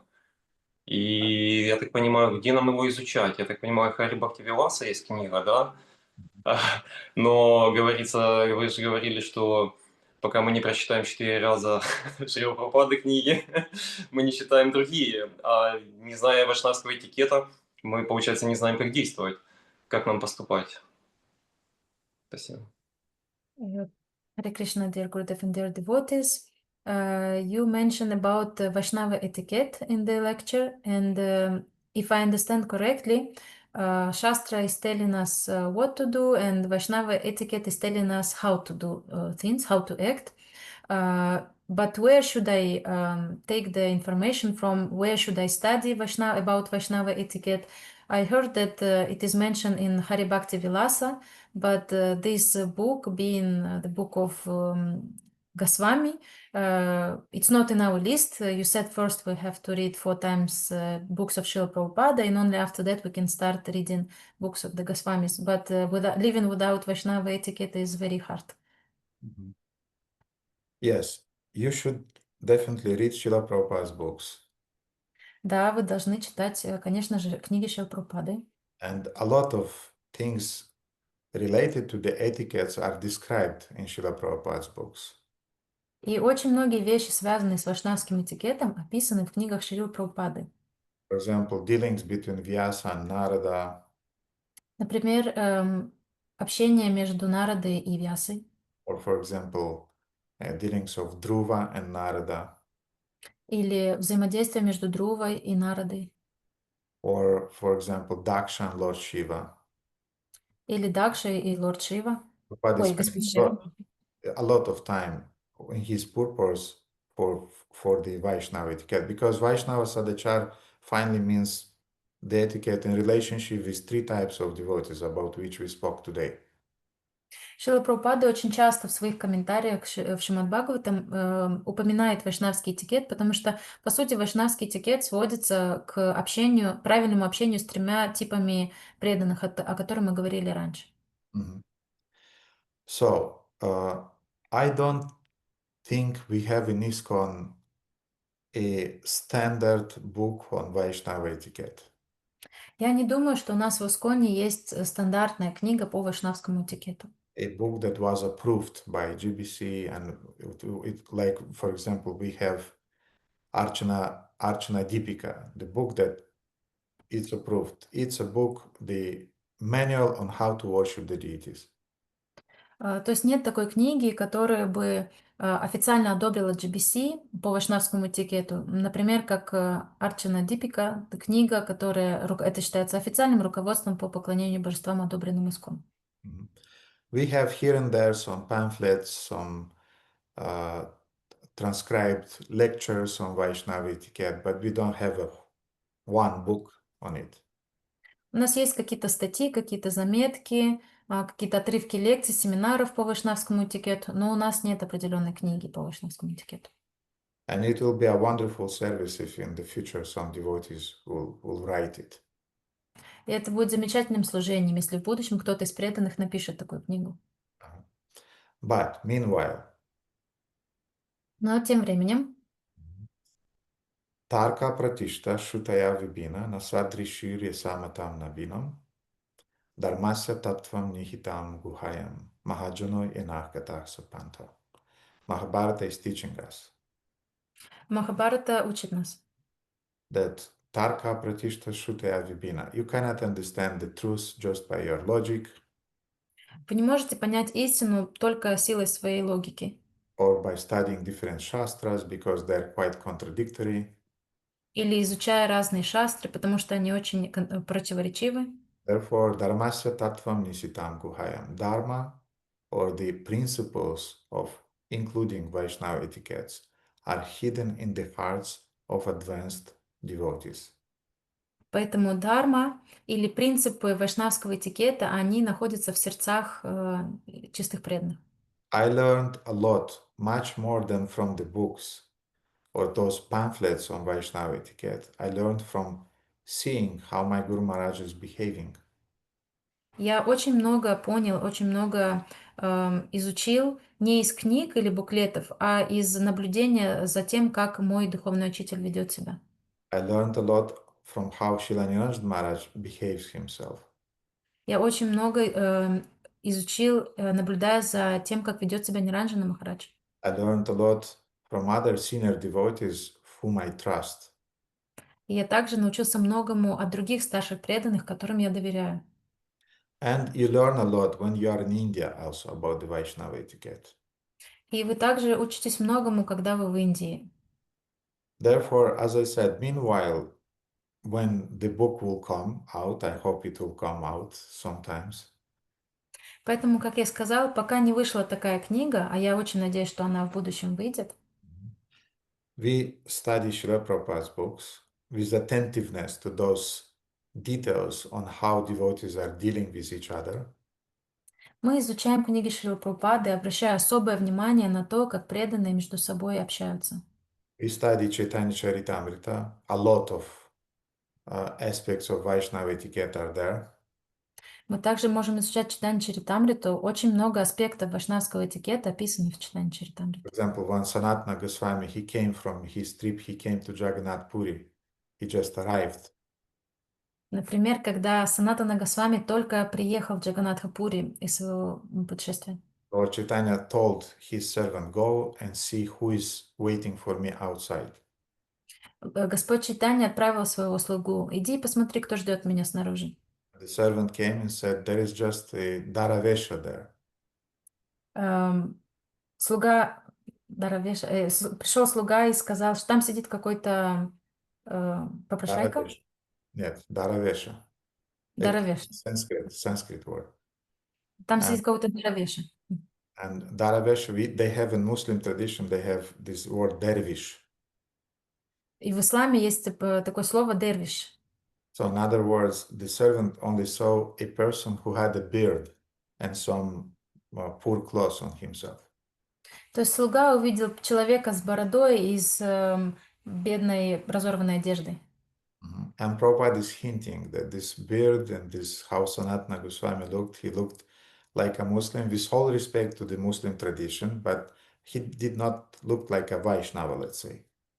То есть Шрила Прабхупада отмечает в комментарии, что этот преданный, он выглядел как мусульманин. То есть слуга подумал, что это мусульманин, потому что Санатана Госвами был с бородой в разорванной одежде, то есть он не выглядел как вайшнав. And then the devotees shaved Sanatana Goswami, gave him proper clothes, and Lord Chaitanya was very happy that now you look like a human, you look like a Vaishnava. И затем Господь Чайтанья очень обрадовался. Преданные помогли омыться, помогли побриться, постричься Санатане Госвами, и Господь Чайтанья просиял. Он сказал, да, теперь ты выглядишь как человек. So when you are attentive reading those things, you learn a lot of things. Когда вы внимательно читаете эти вещи, то вы учитесь многому. And you learn from the example of senior devotees who has dharma in their hearts. И также вы можете учиться у старших преданных, у которых есть дхарма в сердце. And who is teaching the principles of dharma and Vaishnava etiquette by their own example. И которые учат принципам дхармы и вайшнавского этикета своим собственным примером. But if you start studying Hari Bhakti Vilasa now at your stage of spiritual advancement, но если вы сейчас на вашем уровне духовного развития начнете изучать Хари Бхакти Виласу, you'll get lost in all of those rules and regulations. Вы просто потеряетесь во всех тех правилах и предписаниях. And you'll irritate a lot of devotees around you, guaranteed. И вы будете раздражать очень много преданных вокруг вас, это 100%. That often happens. Это часто очень происходит. Some younger devotees starts to read Hari Bhakti Vilasa and they become just smarta brahmanas. They're kind of like what is the word? They're panically afraid of impurities, and they everywhere they're sprinkling some water and doing some achamans and some mudras and so on. Да, когда молодой преданный начинает изучать Хари Бхакти Виласу, он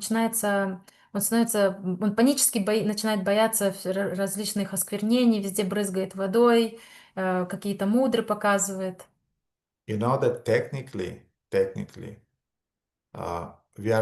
Prabhupada never spoke about Nirjal Pandava Ekadashi. Кстати говоря, вы знаете, что технически говоря, Шрила Прабхупада никогда не говорил про Нирджала Экадаши. I mean, now I can see devotees, yoo-hoo! Finally. Я уже вижу, как вы все ликуете. Ура, наконец-то!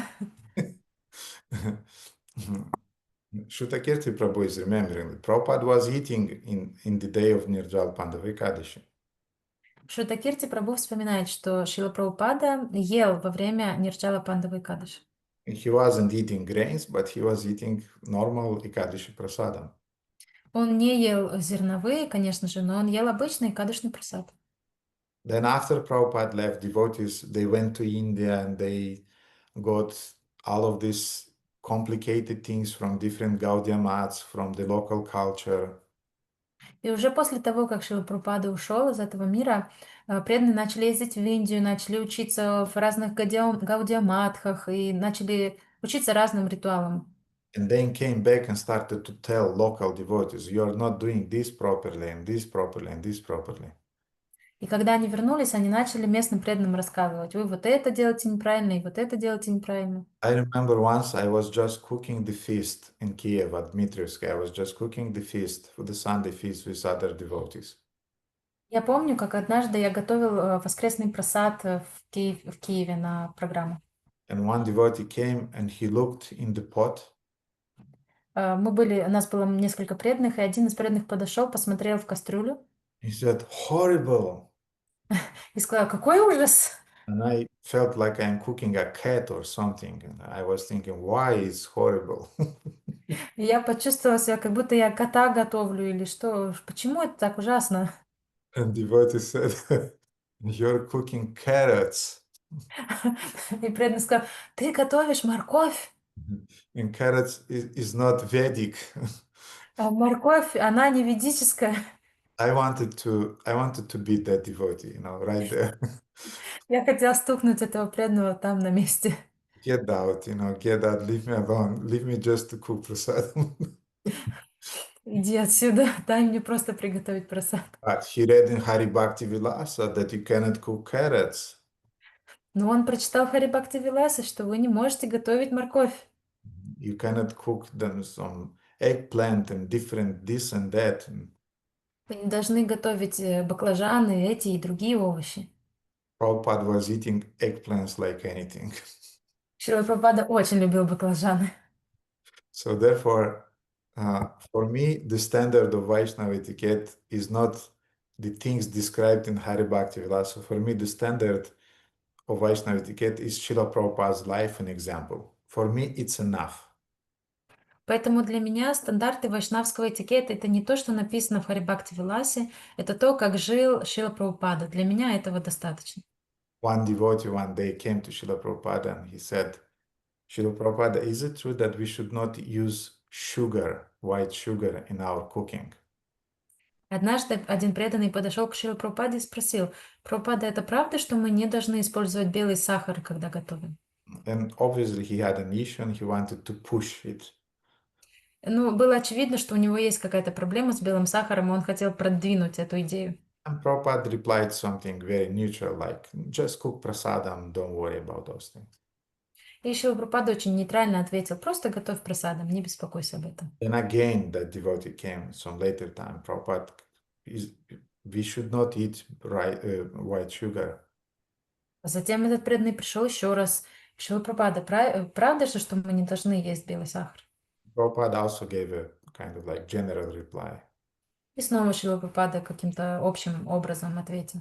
And when the third time the same devotee came, И когда этот же преданный пришел в третий раз, Prabhupada was eating a breakfast, Шрила Прабхупада ел свой завтрак. and he had a small glass with sugar. У него был маленький стаканчик с сахаром. Prabhupada just took a spoon of sugar, raw sugar, put it in his mouth, started to scratch it, and said, if it is offered to Krishna, we can eat anything. И Шрила Прабхупада взял целую ложку сахара, засунул ее себе в рот, начал ее разжевывать, хрустеть этим сахаром и сказал, если это предложено Кришне, мы можем съесть что угодно. It doesn't mean that we should overeat white sugar and this and that. It doesn't mean that, but it means that Prabhupada was relaxed regarding those secondary rules and regulations. Это не значит, что мы должны есть очень много сахара белого. Это просто говорит о том, что Шрила Прабхупада, он очень спокойно относился к этим вторичным, дополнительным правилам и предписаниям. Therefore, Sergey, you should read Srila Prabhupada's books. Поэтому, Сергей, сначала вы должны прочитать книги Шрилы Прабхупады. And in parallel, you should also read the biographies about Srila Prabhupada. Но параллельно с этим вы также должны читать биографии о Шриле Прабхупаде. For example, Transcendental Diary by Harishauri Prabhu. Например, «Трансцендентный дневник» Харишаури Прабху. Or What's the Difficulty by Shuta Kirti Prabhu. Или «В чем сложность» Шута Кирти Прабху. Or The Miracles on the 26th Second Avenue by Mukunda Goswami Maharaj. Или «Чудо» на 26-й авеню, который написал Мукунда Госвами Махарадж. And My Glorious Master by Burijan Prabhu. Или «Мой славный учитель», который написал Бурджан Прабху. And by reading those biographies about, and of course, Prabhupada Lilamrita. И, конечно же, Прабхупада Лиламриту. By reading those books, you learn the true Vaishnava etiquette as it is. Читая эти биографии, вы изучаете вайшнавский этикет, какой он есть на самом деле. Without some smarta brahmana flavors that is coming from here and there. Без примесей смарта-браманизма, который тут и там иногда мы видим.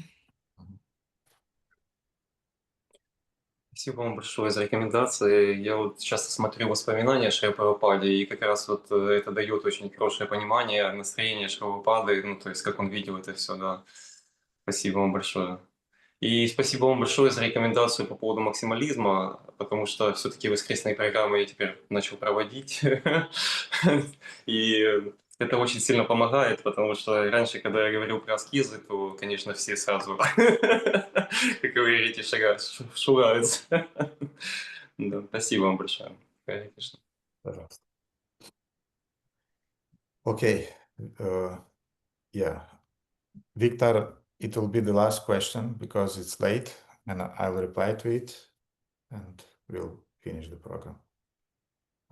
Виктор, пожалуйста. Будет последний вопрос, потому что уже поздно. Спасибо большое, Гурудев, за возможность задать вопрос. Спасибо большое за лекцию.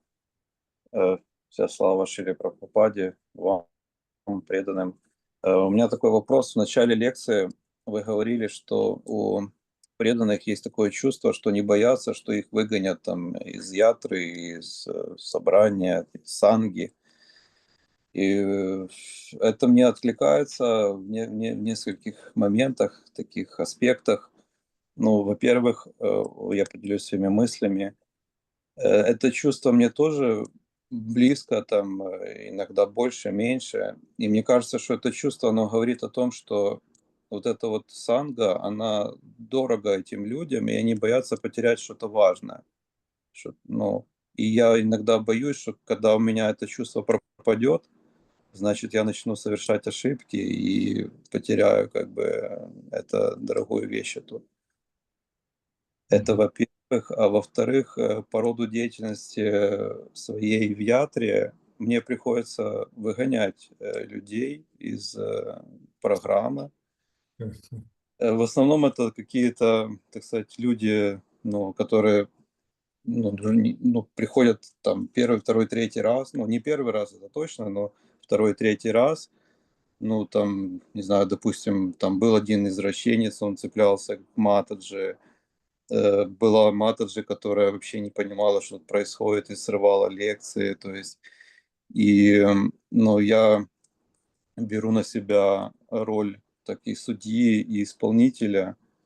И, ну, мне от этого далеко не приятно, но я понимаю, что ради блага других преданных, нас там не так много, и вот эти люди, они сильно чувствуются, сильно резонируют и могут сорвать программу. Они не могут потеряться в большом количестве там преданных, знаете, раствориться. Вот. И, ну, тем не менее, Господь их приводит, и как мне, ну, дальше с этим быть, там будут какие-то реакции за это, и вот помогите разобраться. First of all, I would like to share my feelings when you said about devotees who are afraid to be excluded by the community, to be banned in the community, that if they feel fear to lose the association of devotees, it's actually a very good thing, because it means that devotees and association means a lot for them. And I consider that it's very important, and me myself, actually, I'm scared to lose this fear to be excluded, because it means that I don't appreciate, I don't value devotees and Sangha enough, and I can start committing offenses. But my question is that as my service, I am the one who have to exclude and ban people on the program, especially when there are some people who are not mentally healthy, or they act weirdly, they don't understand the context. And in order to protect other devotees, since we are not so many, I have to push away this type of people. But somehow or other, they are brought by Krishna to the association of devotees, and I don't feel good when I'm doing it. So how should I understand? How should I act? Regarding the first part of the question. По первой части того, что вы сказали.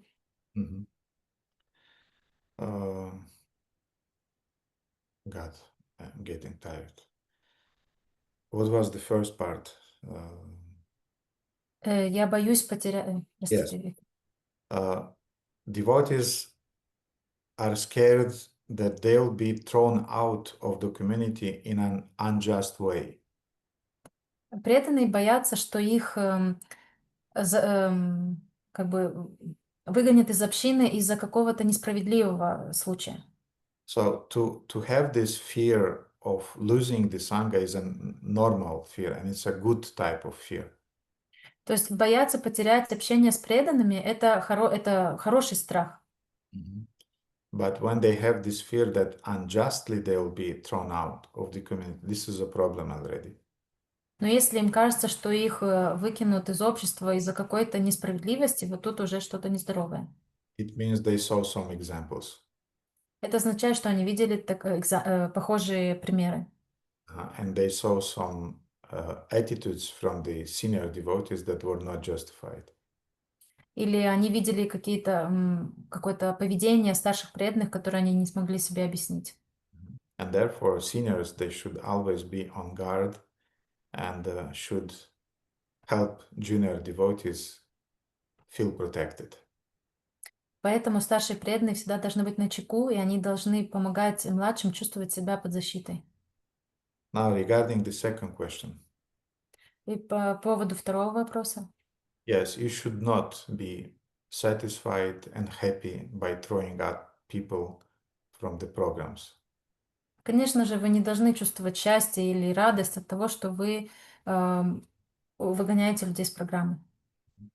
But if that service was given to you by the community, by the temple president, by the board, но если это служение, которое вам поручили преданные вашей общины, совет, президент храма, then you are not getting any reactions for that because you are doing the right thing.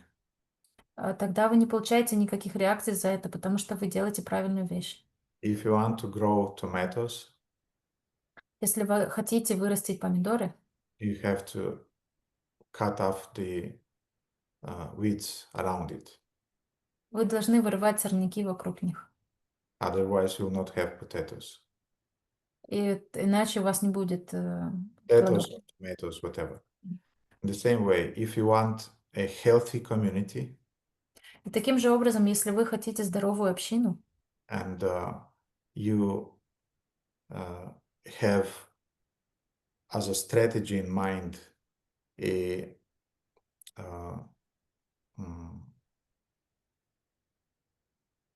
target audience that you'd like to attract to Krishna consciousness, если у вас есть какая-то стратегия, целевая аудитория, которую вы хотите привлечь в храм, then you'll not be able to cultivate this target audience of intelligent, educated people то вы не сможете заботиться и обучать вот этих образованных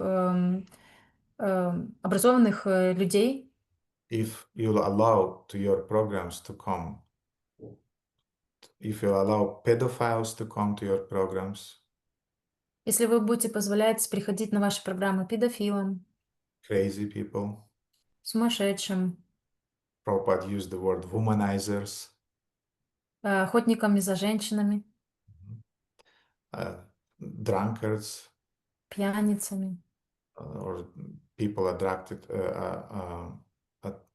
addicted to drugs, или людям с наркотической зависимостью, or some filthy bums who are smelly and it's insupportable during the Sunday program. или просто каким-то бездомным, которые очень плохо пахнут, и их невозможно выдержать их присутствие во время воскресной программы. I heard there is a quote, and I never did the research, but I heard from a devotee that Bhaktivinoda Thakur is writing that crazy people, they're equal to atheists. Есть такая цитата Бхактивинода Такура, я слышал об этом, но никогда не делал какого-то большего исследования. Бхактивинод Такур говорил, что сумасшедшие люди, они подобны атеистам. So no need to associate with them, and we have to protect the Sangha from them.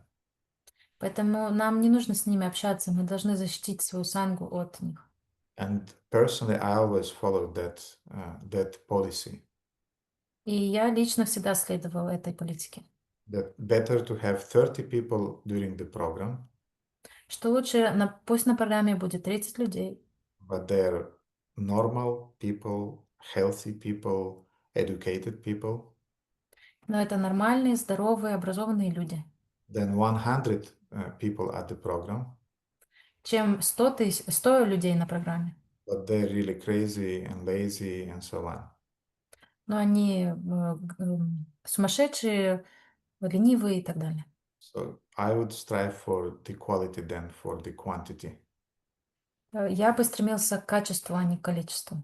And some may say that Srila Prabhupada is bringing them, Krishna is bringing them. И кто-то может сказать, это Кришна их приводит, это Шрила Прабхупада их приводит.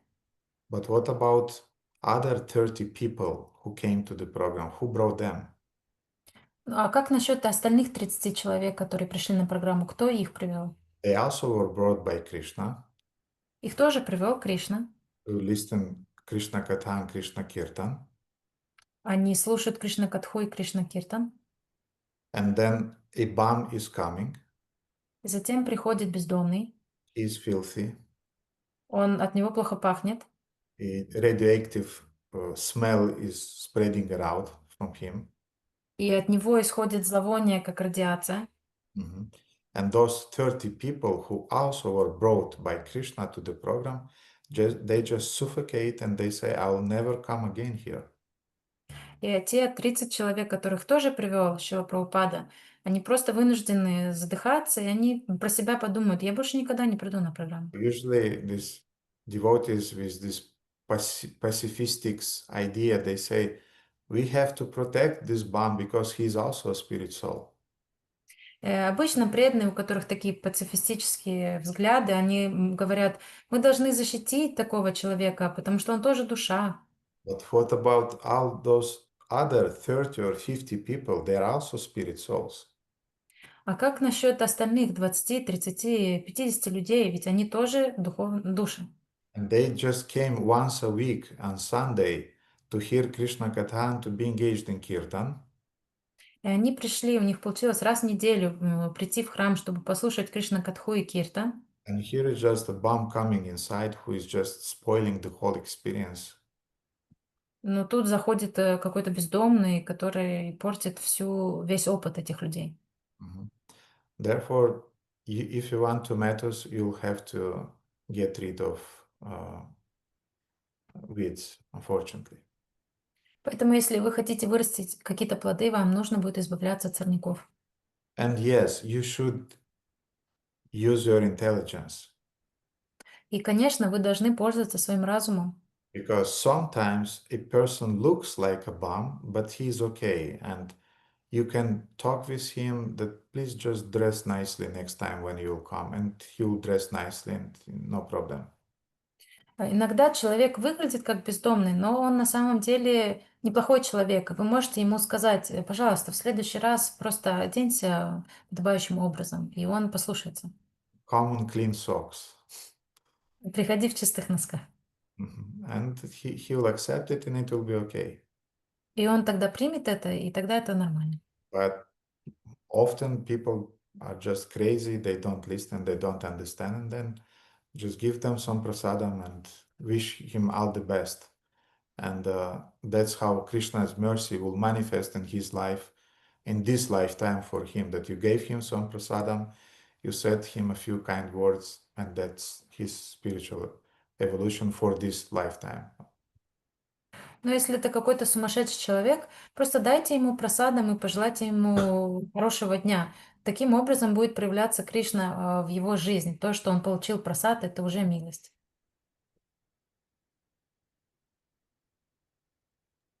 Спасибо большое, Гурдев. Это служение нужно делать без смака какого-то, с сожалением, но в то же время с состраданием к остальным преданным. И с мыслью о том, что вы хотите развить общину из нормальных людей. И это тяжело, это больно, но, к сожалению, в материальном мире это неизбежно, Виктор.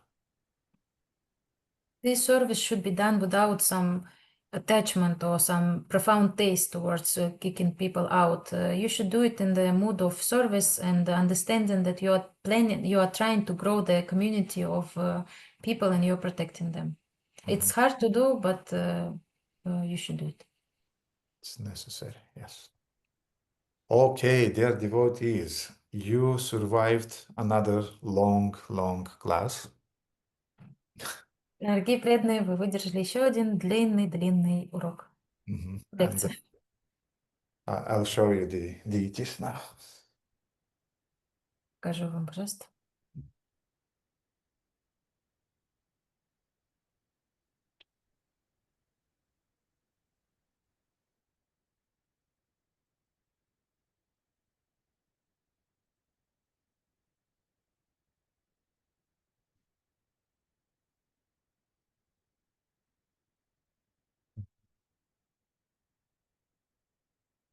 Go.